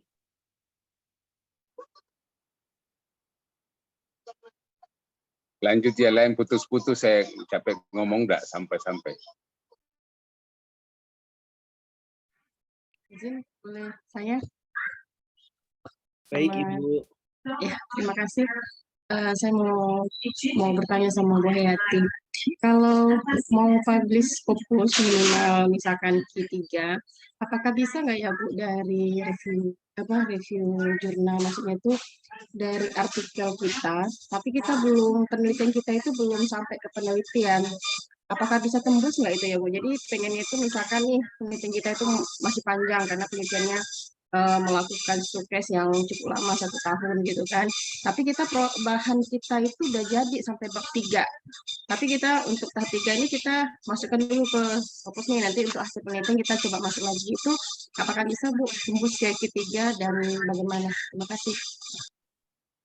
Oke. Gimana Mas Abisan, mau langsung dijawab atau? Boleh Ibu langsung jawab saja. Oh, oke. Terima kasih. Terima kasih Bu Roza atas pertanyaannya. Jadi di sini ya saya ulangi dulu bahwa apakah bisa dipublikasikan di Scopus Q3 ketika memang misalnya kita baru sampai di bab 3. Seperti itu ya. Oke, sebenarnya itu bisa. Kenapa saya katakan bisa? Ibarat kayak riset itu kan kayak kita melakukan dari A sampai dengan E gitu ya. Semua itu ada prosesnya. Ya, dari A, B, C, D, E, dan lain sebagainya. Itu bisa. Kenapa kok bisa? Karena ketika Ibu itu udah di bab 3, di bab 2 itu kan ada yang namanya literatur review. Ya, di literatur review itu ada, kalau Ibu bisa melakukan literatur review dengan baik, istilahnya kayak ada namanya critical literatur review, ada juga namanya systematic literatur review. Kalau Ibu, Bu Aya. iya, sebentar. Jadi ketika kita memang melakukan systematic literatur review itu dengan baik, kita bisa loh Bu disanukan ke Scopus gitu ya. Dan bahkan ada beberapa jurnal yang memang dia mengkhususkan untuk review jurnal. Untuk review artikel itu bisa seperti itu. Memang dia khusus untuk review jurnal itu, memang dia hanya mensubmit paper-paper yang khusus untuk review artikel. Itu bisa seperti itu. Jadi belum sampai ke hasil penelitian gitu tau Bu maksudnya. Ya, itu bisa, asalkan Ibu bisa merepresentasikan Bu Hayati. Oke, asalkan itu bisa merepresentasikan literatur review itu dengan baik, salah satunya dengan systematic literatur review. Seperti itu Bu. Jadi Ibu coba searching tentang systematic literatur review,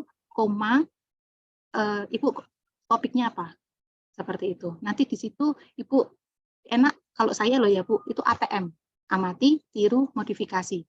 Kita lihat contohnya yang menurut Ibu yang paling bagus, kita tiru bagaimana cara dia menulis literatur review itu dengan baik. Seperti itu. Itu sih, Bu Roza, semoga terjawab. Ya. Apa ada nggak Bu selama ini yang Ibu pernah publish dengan Q3 yang literatur review yang, karena kalau saya kan di bidangnya kesehatan gitu kan, berarti kan bidangnya harus kesehatan, yang mana ada yang kesmas, ada yang kimia, ada yang lain. Kalau dari Ibu ada rekomendasi gitu nggak Bu ya, yang baru-baru ini tentang itu? Kalau kesehatan saya kurang tahu, maaf Bu, karena saya orang teknik ya Bu, tapi Ibu bisa aja juga coba lihat di scopus.com, itu di bagian source-nya, itu nanti Ibu searching title-nya apa, Ibu tentang field-nya apa sih, mau ke kesehatan, mau ke fokusnya Ibu di mana. Kalau saya kan memang teknik industri, fokusnya ke optimasi. Nah, optimasi misalnya saya cantik itu nanti dia akan memberikan beberapa list optimasi itu yang seperti apa. Ada reviewnya enggak? Ada yang memang khusus untuk review jurnal, ada enggak seperti itu. Seperti itu Bu. Langsung ke Scopusnya aja. Baik Bu, terima kasih. Karena memang suatu penelitian yang lama itu kan pengennya publishin yang sampai bab 3-nya dulu. Makanya saya tanya, kadang-kadang ada juga yang nyampaikan kalau tidak kuat di bab 2-nya itu tidak bisa. Nah itu enak juga Bu, kalau Ibu sekarang lagi buat untuk di S1, S2 apa S3? 3 Bu. S3? Ya. Itu enak Bu, nanti ketika Ibu nulis di S2-nya, nulis Scopus Q3 gitu ya, misalnya tentang literatur review, nanti Ibu tinggal copy paste saja dari riset itu, masukin di penelitian di bab 2-nya. Ada, soalnya ada teman saya dulu juga seperti itu. Jadi setiap bab itu dia publikasi. Bab 2 dia ada sistematik literatur review, dia publish di Scopus. Pas nulis itunya jadi enak, tinggal dimasukin aja kayak gitu, Bu. Berarti tidak ngaruh ya Bu kalau seandainya, memang ada sih karena pembimbing saya nyaranin dipercepat dulu karena kan syarat untuk ininya ujian akhir. Cuma kan nanti tidak mengaruh terkait publish akhir hasil, berarti kan beda lagi ya, Mas. Beda lagi. Berarti kalau literatur review itu berarti judul kita modif ya Bu ya? Iya, dimodifikasi. Jadi misalnya systematic, misalnya kalau di kasus saya ya Bu, di teknik industri, systematic literature review of traveling salesman problem. Misalnya tadi tentang TSP. Nah, Ibu field-nya apa? Seperti itu. Jadi, atau enggak, optimization in traveling salesman problem, titik 2, systematic literature review. Atau enggak, titik 2, a review. Ibu coba baca di Scopus gitu ya, ada beberapa jurnal yang paling gampang Ibu adalah cari jurnal review dulu, review artikel dulu, kemudian lihat yang paling bagus menurut Ibu, amati, tiru, modifikasi. Paling enak seperti itu, Bu. Nah, itu juga sebenarnya kemarin kalau di riset saya ya, Bu, di pas waktu S3, itu sebenarnya menguntungkan. Kenapa menguntungkan? Karena kita itu S3 itu pengennya novelty. Kita harus cepet-cepetan publikasi. Jangan sampai ide kita yang menurut kita ini sudah ada novelty-nya, itu dicuri sama orang lain. Jadi kita publikasi dulu. Seperti itu. Jadi enaknya kayak gitu, Bu. Ketika itu sudah accepted, sudah publish, ini loh, kita yang nomor 1. Kayak gitu loh.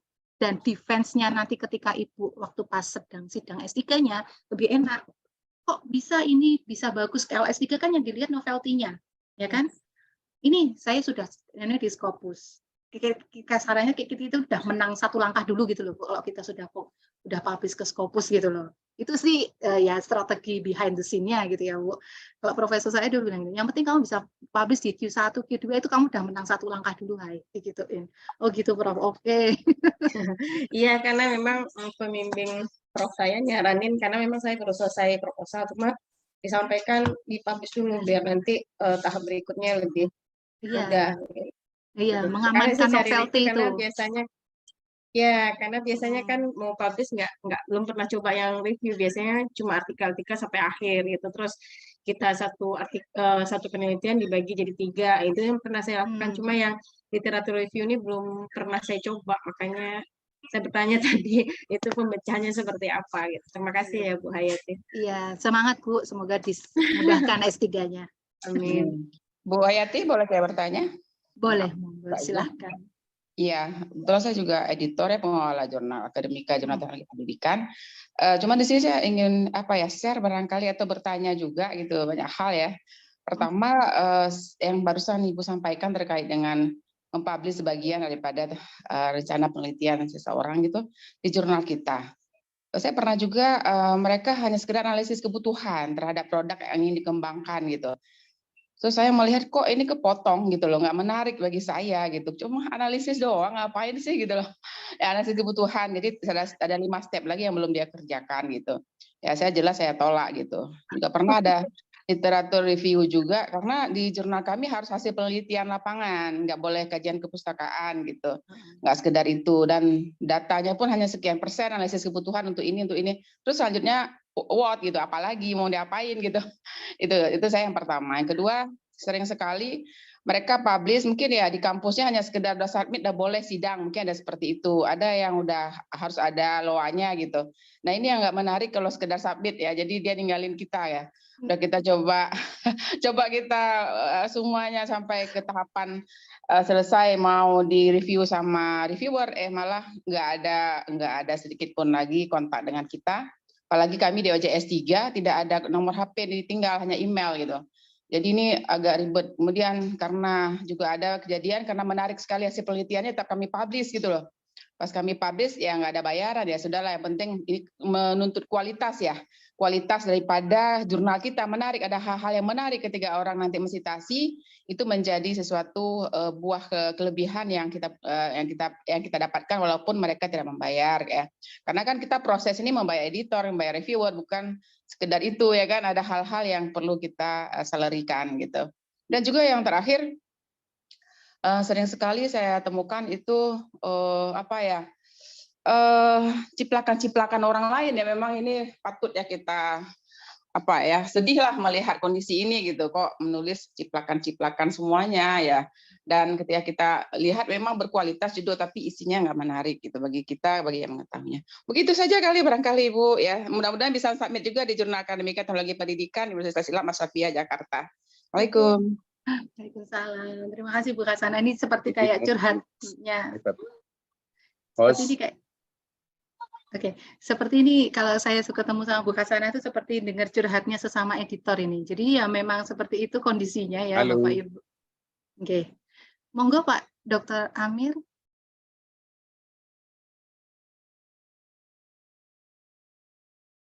Ya, mungkin saya melanjutkan tadi Bu Kasana bahwa ya memang seperti itu yang terjadi ya ketika menjadi editor di Indonesia ya. Jadi memang ternyata ada beberapa mahasiswa yang hanya masuk, yang penting submit, kemudian kita ditinggal seperti itu. Itu sering sekali terjadi. Tapi alhamdulillah di IJIO Bu kemarin ada satu editor gitu ya di UAD gitu bilang jangan hanya berharap kepada orang Indonesia seperti itu. Jadi memang setelah itu oke, kita nggak pernah CFP di dalam negeri, kita CFP-nya langsung ke luar negeri, dan alhamdulillah varietas dari autor kita tuh udah lebih dari 7, walaupun kita baru di volume ketiga ya seperti itu, tapi kita varietas negaranya, varietas autornya itu sekarang udah lumayan, dan alhamdulillah besok kita ada 4 negara yang akan kita publish, 4 negara autor yang berbeda seperti itu. Karena apa? Kita tidak bisa berpangku tangan terhadap orang Indonesia, bukan seperti apa, tapi kita memang goalnya kita pengen ke Scopus seperti itu. Ketika kita pengen ke Scopus, kita tidak hanya bisa fokus hanya untuk orang Indonesia, kita juga fokus ke berbagai. Karena apa?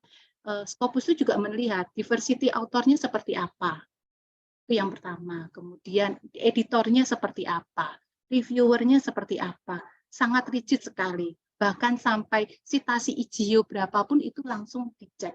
Jadi kemarin IJIO sempat Scopus ya, yang alhamdulillah semuanya aman, tapi ditolaknya karena citasi kami yang masih rendah. Iya, karena kami masih jurnal baru, walaupun jurnal baru, citasi kami di Scopus itu sudah sekitar 9 atau 10 seperti itu. Di situ kami ditolak di situ. Nah, yang spekta ini kemarin kami tiktokan sama Scopus, belum ada hasilnya, tapi semoga ada hasilnya ya dalam waktu dekat yang bisa accepted. Seperti itu. Jadi memang seperti itu, apalagi kalau di Indonesia ya, ya positif negatifnya lah. Mungkin seperti itu rasanya. Monggo, silakan dilanjut yang lain. Ya, saya sudah bisa dengar suara saya, Mbak. Sudah. Tadi putus-putus ya, Pak? Iya. Sebelumnya mohon maaf Pak Amir dan Ibu Hayati, untuk pertanyaan bisa diucapkan satu persatu ya agar tetap kondusif untuk pertanyaannya. Terima kasih. Iya, makasih banyak. Saya selama ini cuma ini sudah banyak yang saya dipublish, tapi saya selalu minta tolong sama orang. Saya cuma kira-kira bagaimana dituntun saya untuk bisa mempublish sendiri gitu, karena saya baru-baru 2-3 tahun ya di pasca sarjana. Jadi kalau ada anak bimbingan saya ingin mempublish itu, saya selalu minta tolong sama orang, dan resikonya untuk saat ini di tempat saya selalu harus mempersyaratkan mahasiswa itu Scopus. Jadi kadang-kadang harus disiasati itu, baru proposal sudah harus ada publish karena waktunya yang cukup lama untuk menunggu kalau Scopus. Kira-kira bagaimana langkah-langkahnya itu? Atau ada yang di sini yang bisa menuntun saya pribadi ya untuk mengajari bagaimana tahap-tahapannya itu publish. Saya dari kesehatan, Mbak. Ya, silakan. Oke. Mas Abizar langsung dijawab. Ya, langsung dijawab saja. Oke. Pak Dr. Amir, alhamdulillah ya, itu saya senang sih ketika Bapak bilang minta dituntun. Itu kan berarti ada keinginan untuk belajar di dalamnya. Seperti itu. Jadi kalau saya boleh sharing ya Pak, di UAD ini kemarin kita pengen kejar-kejaran untuk bisa profesor. Kebetulan kami lektor kepalanya sudah banyak, tapi profesornya masih belum ada, khususnya di fakultas kami. Akhirnya kami salah satunya itu adalah adanya pendampingan publikasi. Pendampingan publikasi itu akhirnya kita mencoba untuk ya legowonya itu lebih ke sini Pak. Kita minta tolong ke dosen muda yang di mana dosen muda itu punya pengalaman publikasi, kita ajak berkolaborasi. Memang at the end of the day Pak, kita nggak bisa kerja sendiri, kita harus kolaborasi. Jadi dengan kolaborasi ke berbagai dosen, misalnya dosen muda ataupun dosen yang relevan seperti itu ternyata apa? Yang kita targetkan mungkin misalnya tahun depan baru bisa publikasi, tapi karena dipikir bareng-bareng, digarap bareng-bareng, itu ternyata bisa lebih cepat Pak. Seperti itu. Jadi memang apalagi kalau di sini Bapak punya mahasiswa, itu bisa mahasiswa itu diajarin pelan-pelan. Nah, kalau saya ya kemarin saya nggak ada waktu untuk ngajarin anak-anak, kebetulan saya di S1, karena saya nggak punya waktu untuk ngajarin anak-anak Mendeley. Jadi kemarin dari ini ya, PT Emerald nih, punyanya Pak Ghazali ini, salah satunya ada Mendeley, tentang pembelajaran Mendeley, saya suruh anak-anak itu, nah tolong semuanya wajib ikut di acaranya Pak Ghazali, saya bilang kayak gitu. Ini belajar tentang Mendeley, kamu harus tahu bagaimana cara mensitasi dengan baik. Akhirnya enak, saya suruh mahasiswa ikut ini, kemudian ada apa lagi? Nah ada ini, ikut ini, ikut ini. Jadi mahasiswanya yang mau nggak mau harus kita ajak untuk yuk nak kita sama-sama berkolaborasi. Seperti itu. Jadi dengan anak-anak itu juga belajar, kitanya juga maaf, walaupun saya itu juga nggak punya banyak waktu juga, jadi kita bisa kebantu gitu Pak. Seperti itu. Jadi mungkin kalau untuk bisa dibimbing secara itu mungkin bisa dari dosen-dosen yang sama-sama kesehatan bisa bantu yuk bareng-bareng seperti itu.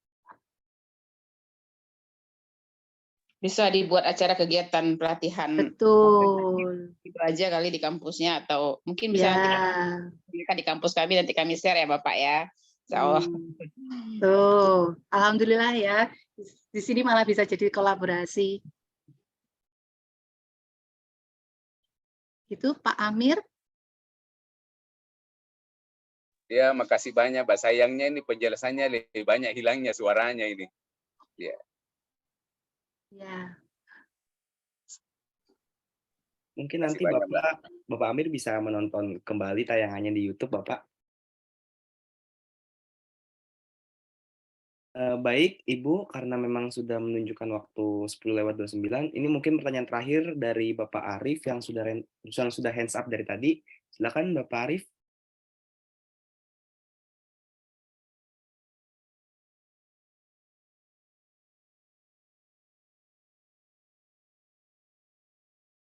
Kalau begitu, karena memang sudah waktu jam 10:30, kita langsung lanjut ke acara berikutnya.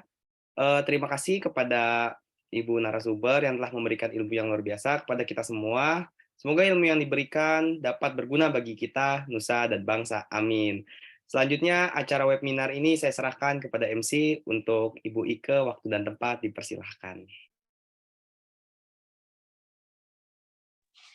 Baik, terima kasih Bapak Moderator, Abizar, dan Ibu Hayati, luar biasa Ibu, ilmunya sangat bermanfaat Bu, apalagi untuk saya yang pemula ini Bu. Sama-sama, terima kasih. Baik, untuk Ibu Bapak semuanya yang pertanyaannya mungkin belum terjawab, nanti bisa sharing langsung melalui chat grup di WA ya Ibu Bapak ya. Atau japri saya juga boleh Bapak Ibu, monggo. Ya, makasih banyak Bu Hayati. Sama-sama Bapak. Siap. Baik, Ibu Hayati sudah membuka link nomornya untuk di Japri untuk secara langsung kepada Ibu Hayati ya, Ibu Bapak semuanya. Terima kasih sekali lagi saya ucapkan kepada Ibu Hayati atas ilmu yang berguna dan kepada Bapak moderator yang telah memandu acara paparan tadi. Ini ilmunya sangat luar biasa Ibu. Semoga ilmu yang tadi Ibu berikan dapat bermanfaat bagi kita semua dan bisa berguna bagi nusa dan bangsa ke depannya. Amin ya rabbal alamin. Sebagai ungkapan rasa terima kasih kepada narasumber, Profesor Aidi memberikan sertifikat kepada narasumber. Dimohon kepada Direktur PT Emerald Indonesia Transpublika, Bapak Ghazali Tamson SPD MHan untuk menyerahkan sertifikat secara daring kepada narasumber. Dan kepada petugas dimohon untuk mengambil gambar. Disilahkan.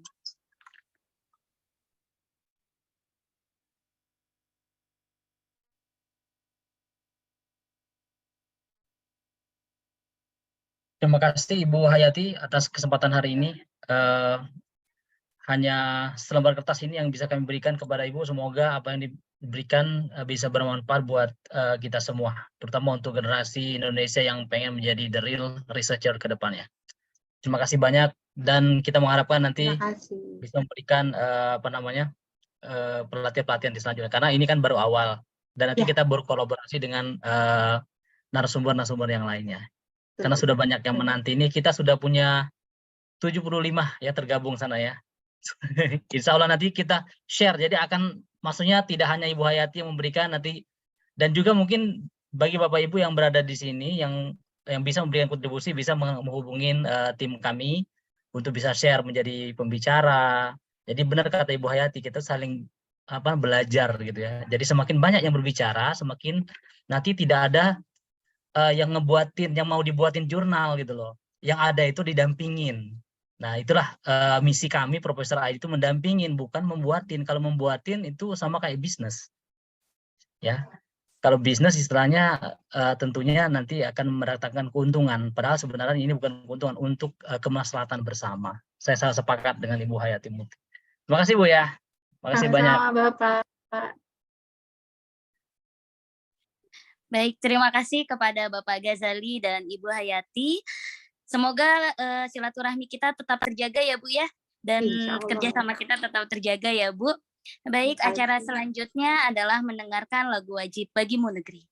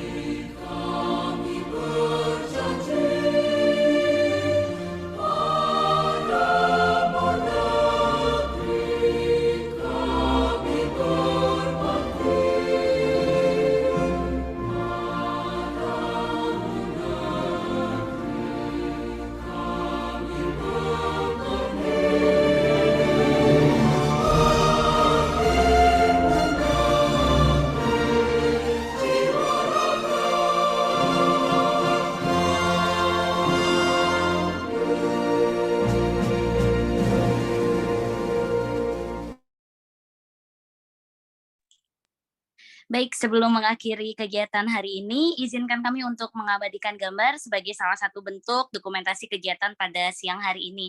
Kepada seluruh peserta dimohon untuk mengaktifkan kamera dan dimohon kesediaannya untuk mengambil sikap salam bela negara. Hitungan ketiga, 1, 2, 3. Sekali lagi, 1, 2, 3. Baik, hadirin yang kami hormati, dengan berakhirnya sesi foto bersama dan dokumentasi, maka berakhir juga rangkaian acara webinar Happy Ways to Publish in Sinta.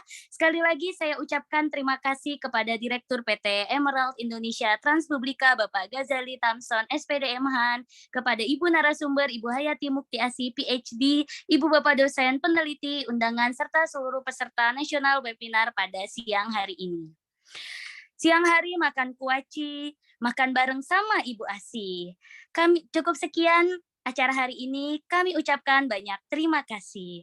Sekian dari kami, mohon maaf apabila ada perkataan yang tidak berkenan di hati. Terima kasih atas kehadirannya. Wassalamualaikum warahmatullahi wabarakatuh. Salam. Om Santi Santi Om. Salam sejahtera bagi kita semua. Namo Buddhaya, salam kebajikan, salam bela negara. Salam bela negara. Terima kasih. Terima kasih Ibu Hayati. Iya, sama-sama. Terima kasih, Bu.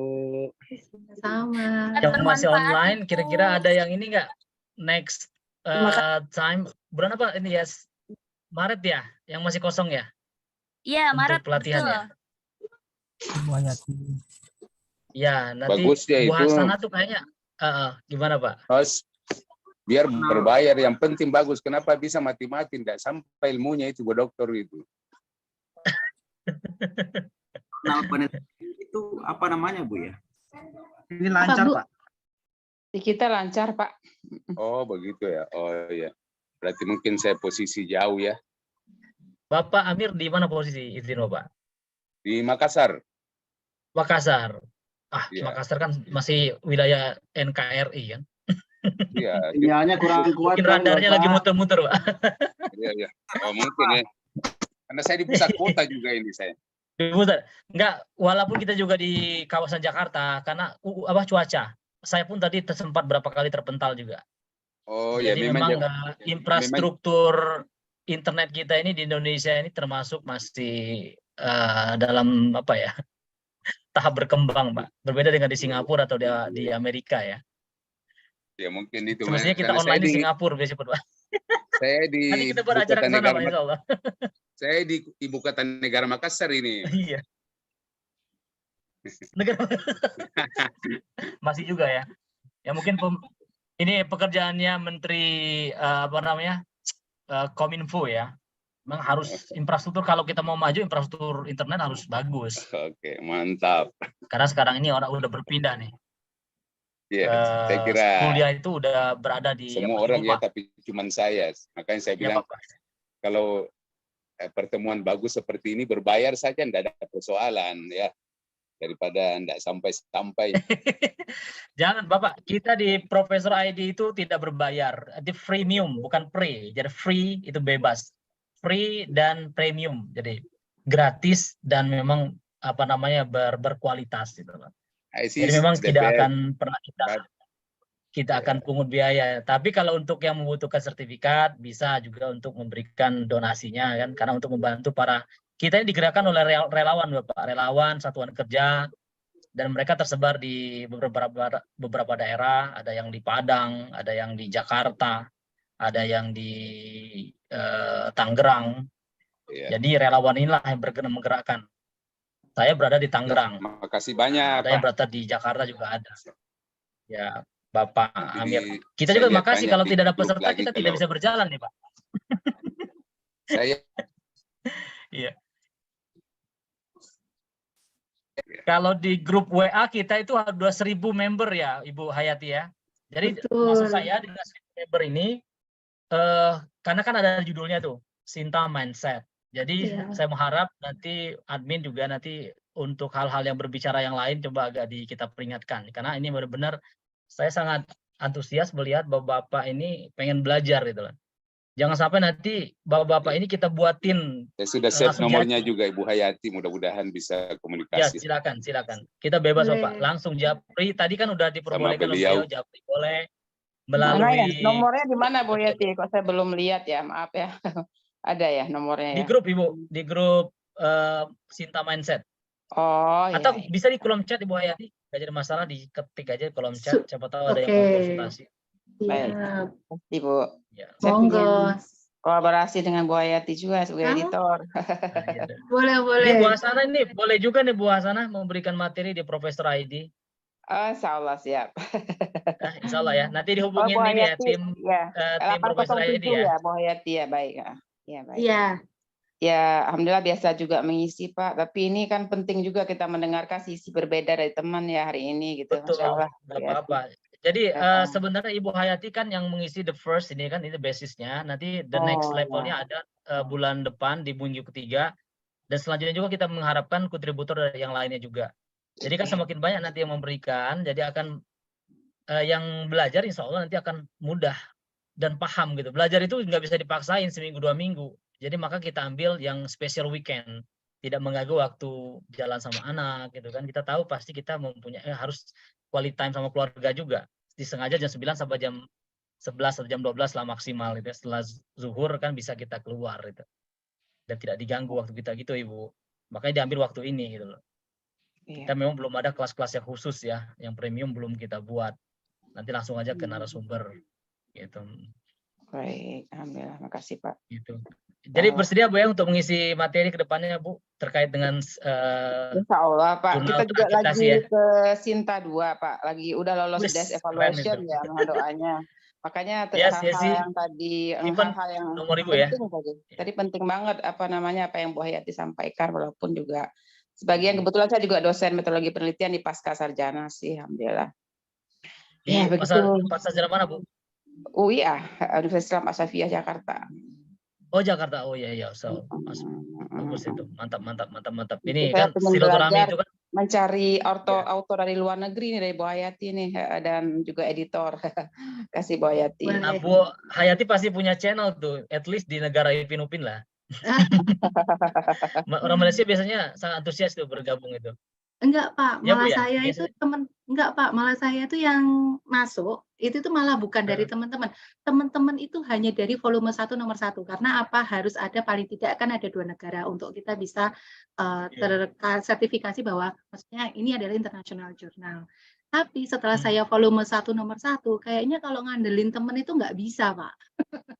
Jadi ya harus karena harus memang kejar setoran istilahnya kayak call for paper dan beberapa trik and tips gitu sih Pak untuk bisa ngejar supaya jurnal ini itu bisa dikatakan ini tuh international journal seperti itu Pak. Iya benar. Ya, kalau internasional kan harus minimal beberapa negara. Betul. Ya, at least negara tetangga lah gitu ya. Iya. Itu ada itu rekan kita juga kolaborasi antar negara juga ada itu. Kita bisa juga bisa Pak. Kita bisa berkolaborasi. Kita nggak bisa sendirian. Betul. Saya sangat sepakat dengan bahasa Ibu Hayati tadi bahwa memang nggak bisa benar. Kerjasama antar dosen dengan mahasiswa itu sangat perlu sekali sebenarnya. Betul. Dan juga dengan misalnya teman-teman. Makanya kita buka yang ini kan dosen seluruh Indonesia. Bukan hanya misalnya di dosen universitas tertentu saja. Ya kita mengharapkan ini tetap terjalin dan memang kami Profesor ID komit itu sudah kita sediakan slot sekitar 54 tema ya selama 1 tahun itu Bu. Dengan alhamdulillah udah 75 relawan termasuk Ibu Hayati juga pada saat itu makasih banget langsung fast respon itu ya. Ini luar biasa kita juga kewalahan mengatur waktu ya. Ini ada yang pengen jadi moderator, pengen jadi. Yang pasti kita saling menguntungkan. Jadi ya yang narasumber mungkin ya sertifikat dari kita bisa digunakan lah ya untuk menabakum gitu kan. Biasanya kayak gitu. Ya, mungkin nanti ke depan kita buat PKM juga Bu. Nanti kita lagi mikirin juga nih kapan waktu yang tepat pengabdian kepada masyarakat. Jadi di seluruh universitas Indonesia di Indonesia. Betul. Kan ada perwakilannya itu. Jadi bisa menjadi besar. Ya, jadi kita bisa juga kayak bisa juga kayak workshop penulisan kayak gitu-gitu loh Pak. Nanti outputnya produk jadi paper, misalnya seperti itu. Menarik itu Bu. Nanti ada berbagai narasumbernya tuh jangan hanya dari orang sains, misalnya nanti ada sosial humaniora, macam gitu Pak. Ya itu saya ingin sampaikan tadi ya. Itu di bulan insya Allah Ibu bulan Mei. Jadi pertama ini kan memang kita memberikan edukasi dulu, jangan langsung ya. Kalau langsung tuh orang tiba-tiba gimana? Makanya kemarin pertama kita perkenalkan dengan SSM, sistem metodologi. Yang kedua itu ada Mendeley. Mendeley itu untuk prestasi. Kenapa kita pilih Mendeley ya? Karena memang itu yang gratis. Penting. Iya, penting. Karena kita ini terus terang aja orang Indonesia gitu ya, yang free itu sangat diminati. Kalau EndNote belum tentu banyak yang ini. Terus Turnitin gitu kan, Turnitin perlu banget. Dan kemarin sudah dijelaskan oleh Robi Rohim, itu luar biasa banget ya, dan banyak sekali yang input-input yang kita dapat. Bukan hanya dari Turnitin, tapi sebenarnya sangat mudah sekali untuk misalnya menghindari plagiasi. Nah baru hari ini kita dengan menggunakan sedikit masalah Sinta. Kenapa Sinta kita pilih yang terkenal gitu kan? nanti kita buat nanti mini Sinta, mini kelas dengan menampilkan ada berbagai narasumber, benar kata Ibu tadi. Jadi biar bisa mendapatkan insight dari masing-masing. Ya, jadi ada Ibu Hayati, nanti ada siapa, ada metodologi sampai nanti menjadi produk. Nah, sudah jadi produk nanti kita adakan namanya apa? Yang sudah produk. Jadi kita review. Boleh. Kalau review nanti ya yang punya naskah reviewer ya kasih fee lah ya, karena dia akan service fee-nya ke para reviewer. Itu yang terpenting. Jadi bukan kita membayar. Kalau ilmu itu nggak bisa dibayar sebenarnya, nggak bisa dibayar. Ilmu Hayati hari ini 1 miliar pun nggak bisa saya bayar hari ini. Alah, Tapi Bapak ya ini. bagaimanapun kita memberikan. Iya, itu loh Pak. Kalau saran saya, Pak Ghazali ini loh ada aja. Jadi betul saya sepakat. Tapi selain daripada ilmu itu, ternyata challenge-nya dosen kita itu adalah waktu, Pak. Jadi pengalaman saya itu adalah ketika cuma kalau cuma teori seperti ini sejam 2 jam bisa, saya saya setuju. Tapi kalau kita memang workshop, outputnya itu adalah paper, itu nggak bisa kayak online seperti itu. Memang dosen tuh harus duduk bareng, selesaiin paper itu, outputnya wajib ada paper. Seperti itu Pak. Jadi kadang kita memang harus di workshopkan supaya fokus gitu loh Pak. Seperti ya mungkin berbayar nggak apa-apa sih menurut saya, tapi memang dosen itu memang nanti outputnya Sinta berapa atau Scopus berapa kayak gitu, bukan ya, yang penting dapat kepoles lah gitu loh Pak. Karena walaupun udah punya knowledge pun, tapi kalau kita nggak ada waktu untuk megang itu ya nggak bisa. Mau saya aja Pak, saya tuh kadang minta tolong mahasiswa, nak buatin dulu menurut kamu seperti apa, nanti saya yang poles. Itu aja masih kadang keteteran.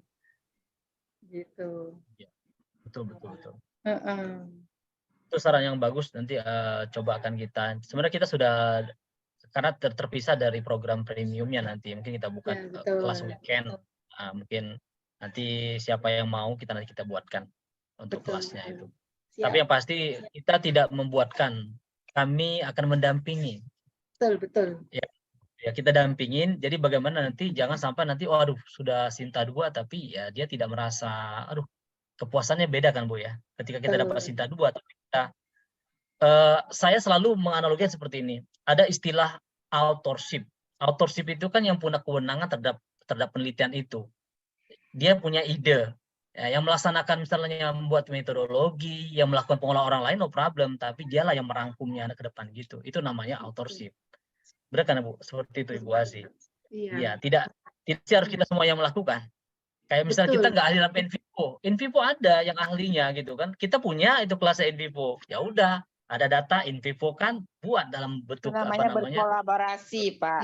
Berkolaborasi ya, itu Ibu Asana maksudnya. Itu yang kita pengen jadi semakin berkembang, kita nggak terlalu sempit. Untuk PKM, dosen, untuk penelitian ya, kemudian juga ada hal lain tuh kolaborasi antar perguruan tinggi, kolaborasi profesi ilmu gitu, segala hal Pak, yaitu hebatnya sekarang yang kita kenal ya Pak. Terima kasih Pak Ghazali, hebat Pak Ghazali, mantap, lanjutkan Pak. Iya. Amin ya Rob, ya sama-sama kita semua hebat. Jadi tidak ada super team yang ada Superman, tapi yang ada tuh super team. Super team, betul. Ya, kalau kita merasa Superman, waduh kita hebat sendiri kan. Nah, kalau super team berarti kita hebat. Bukan begitu Pak Starsisius? Ini mentor saya nih, Pak Mentor. Lagi diam. Siap. Izin. Iya, ini Bapak kita satu ini luar biasa dari awal sampai ke mana itu, kemarin perjalanan aja ikut itu. Gimana? Mohon arahan petunjuk, Mentor. Waduh, saya nggak beri ngomong, saya itu orang yang ciplik ini bahkan berikan semangat lah kepada kita ini. Ya, saya mohon bimbingan arahan saja. Program ini sangat luar biasa buat saya. Teman-teman sering melibatkan saya dalam link-link ilmiah yang menambah saya untuk pengetahuan saya buat nggak tahu kedepannya seperti apa, yang penting nambah wawasan buat saya gitu. Bang Ghazali, terima kasih buat rekan-rekan dan semuanya lah. Ya, terima kasih atas kerjasamanya.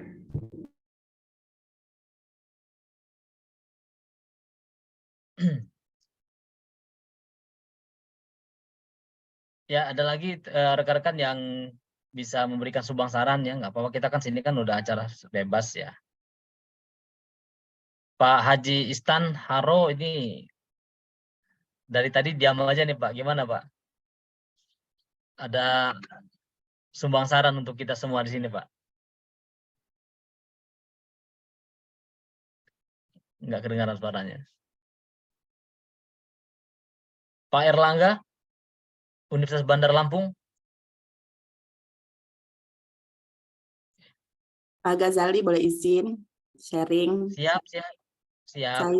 Saya ini apa namanya, saya Okem ya. Saya dari Bandung, Akademi Sekretaris Manajemen Dharma Bakti. Kebetulan saya juga sama mengelola jurnal Sinta 4. Apa namanya, mungkin dan mengajar juga di Pasca. Nah, mungkin ini Pak, kalau sekarang tuh kan berkaitan sama BKD ya. Kebetulan saya membina dosen-dosen yang masih di bawah saya. Untuk pembinaan mereka tuh jurnal itu banyak yang memang belum betul-betul paham. Kedua, mungkin terkait kan buat pengisian BKD sekarang nih orientasinya ya, ada buat pengisian BKD dosen. Nah, di mana salah satu unsurnya adalah diklat. Nah, minimal itu kan 10 sampai 30 JP ya, Pak. Nah, mungkin kalau jadi kebermanfaatan dari online seperti ini mungkin nanti bisa dibuat, dikemas dalam bentuk workshop seperti itu yang tadi Ibu Hayati bilang. Ada workshop pendampingan yang memang nanti akhirnya keluarnya ke outcome-nya dapat real seperti apa, dan masa pengisian mereka untuk pengisian di BKD juga bisa tercapai itu program-program diklat dengan minimum misalnya 10 sampai 30 JP gitu Pak, yang mungkin bisa jadi daya tarik gitu ya untuk orang akhirnya bisa involve ke dalam kegiatan seperti ini Pak. Itu sih Pak, saran saja. Sangat bagus ini dari Bu Chandra ya. Memang sebenarnya ini kita lakukan awalnya parsial dulu ya. Karena kenapa parsial? Kita hanya memperkenalkan dan nanti memang kita akan ada mini course namanya, mini course sama diklat juga sama. Jadi ada sequence-nya, kayak dari misalnya pertemuan pertama sampai dengan pertemuan yang ke-6. Berarti kan bisa menjadi berapa tuh? Kalau SKS-nya kan udah menjadi 12 jam ya. 6 menit. Tetapi kan nanti kan ada penugasan. Penugasan itu kan bisa menjadi berapa puluh jam gitu loh. Ada Ibu. Nanti ya programnya mungkin setelah Februari. Jadi kita ini bagaimana biar, karena kan kita bukan mengejar masalah keuntungan atau profit ya. Karena kan kami di Profesor ID ini memang saya inisiasi untuk memberikan istilahnya motivasi atau leverage kepada anak-anak muda bahwa kita masih kurang nih profesor di Indonesia ini. Yang ada itu baru hanya berapa ribu orang gitu. Kalau bisa kita punya 1 juta profesor gitu loh. Dan saya pengen nanti ada profesor-profesor ADI yang lain. Nah, dengan seperti itu bahwa kita memberikan edukasi yang perlahan dari seperti saya bilang tadi, dari bulan pertama, bulan kedua, nah bulan ketiga baru kita adakan workshop khusus untuk jurnal nasional dulu. Karena langsung ke Scopus itu benar kata Ibu Has itu something impossible gitu loh. Orang belum paham tiba-tiba udah dapat ID Scopus. Tapi nanti kami akan share itu program kita sampai di akhir sampai ke penulisan buku. Jadi pertama dari metode penelitian, pembuatan jurnal nasional yang biasa, jurnal nasional terakreditasi, terus jurnal internasional, jurnal internasional bereputasi, membuat book chapter, membuat buku, membuat monograf, sampai nanti istilahnya dia bisa menjadi the real professor, gitu Ibu. Nanti ya insya Allah kita akan adakan kelas itu mungkin next month, di awal Maret ya Bu Ibu ya. Karena kalau terlalu cepat pun nanti kita pengen nanti kita intens, lebih berkenalan dulu sama yang lain, dan yang lain kita share knowledge dulu gitu loh. Ibu Hayati sudah memberikan, nanti mungkin the next time Ibu Hasana juga akan memberikan, termasuk Ibu Chandra juga nanti bisa juga berkontribusi di sini. Ya karena kita pengennya Profesor IT milik kita semua Indonesia gitu. Walaupun misalnya yang saya mendirikan, tapi kan tetap aja nanti ini saya serahkan kepada relawan. Begitu Ibu. Insya Allah akan kita adakan jam-jam yang khusus seperti itu. Ya, Itu siap, sudah dalam bentuk event planner kita dalam tahun ini. Begitu Ibu Chandra. Baik, makasih banyak Pak.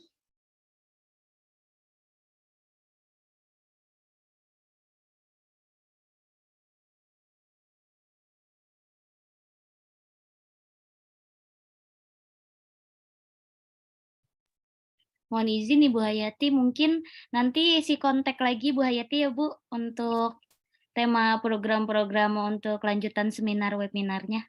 Oke, siap. Itu mungkin kalau sudah saya bisa izin, Bapak, Ibu.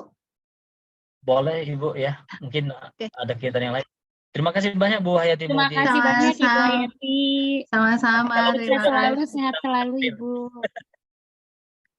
Ya, pokoknya insya Allah siap untuk Pak Ghazali dan tim. Terima kasih banyak Ibu. Ya. Siap. Terima kasih sebelumnya Bapak Ibu semua di sini partisipan. Terima kasih. Semoga apa-apa yang saya sampaikan bisa bermanfaat dan barokah untuk semuanya. Amin amin ya rabbal alamin. Minta maaf kalau ada salah-salah kata nggih Bapak Ibu.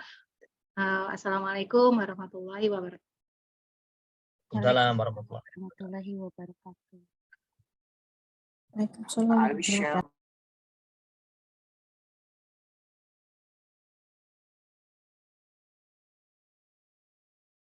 Baik Ibu Bapak semuanya, nanti akan dibuka untuk grupnya.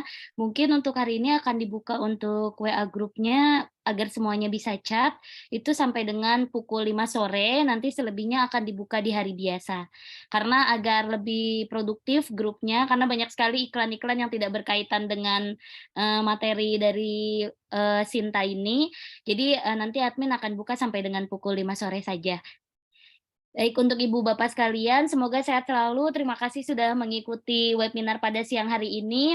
Bagi Ibu Bapak yang memiliki ilmu yang berlebih dan bermanfaat, bisa bergabung Ibu Bapak dengan grup kami, dengan volunteer kami untuk dapat membagikan ilmunya kepada sesama, agar kita semua bisa bersama-sama maju, bersama-sama mengerti, dan bersama-sama untuk bisa lebih baik untuk kedepannya.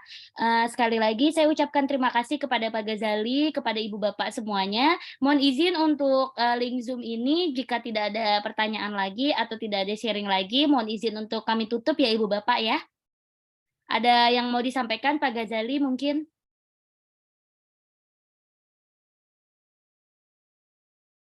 Saya kira cukup ya. Terima kasih atas partisipasinya. Kita akan jumpa lagi nanti di acara-acara dan event-event yang selanjutnya yang kita sudah sediakan bersama dengan para relawan muda dan relawan narasumber ya, atau kita sebut dengan super trainer. Mungkin demikian, terima kasih. Mohon maaf atas segala kekurangan. Wassalamualaikum warahmatullahi wabarakatuh. Waalaikumsalam warahmatullahi wabarakatuh. Izin live Bapak Ibu. Izin live. Terima kasih.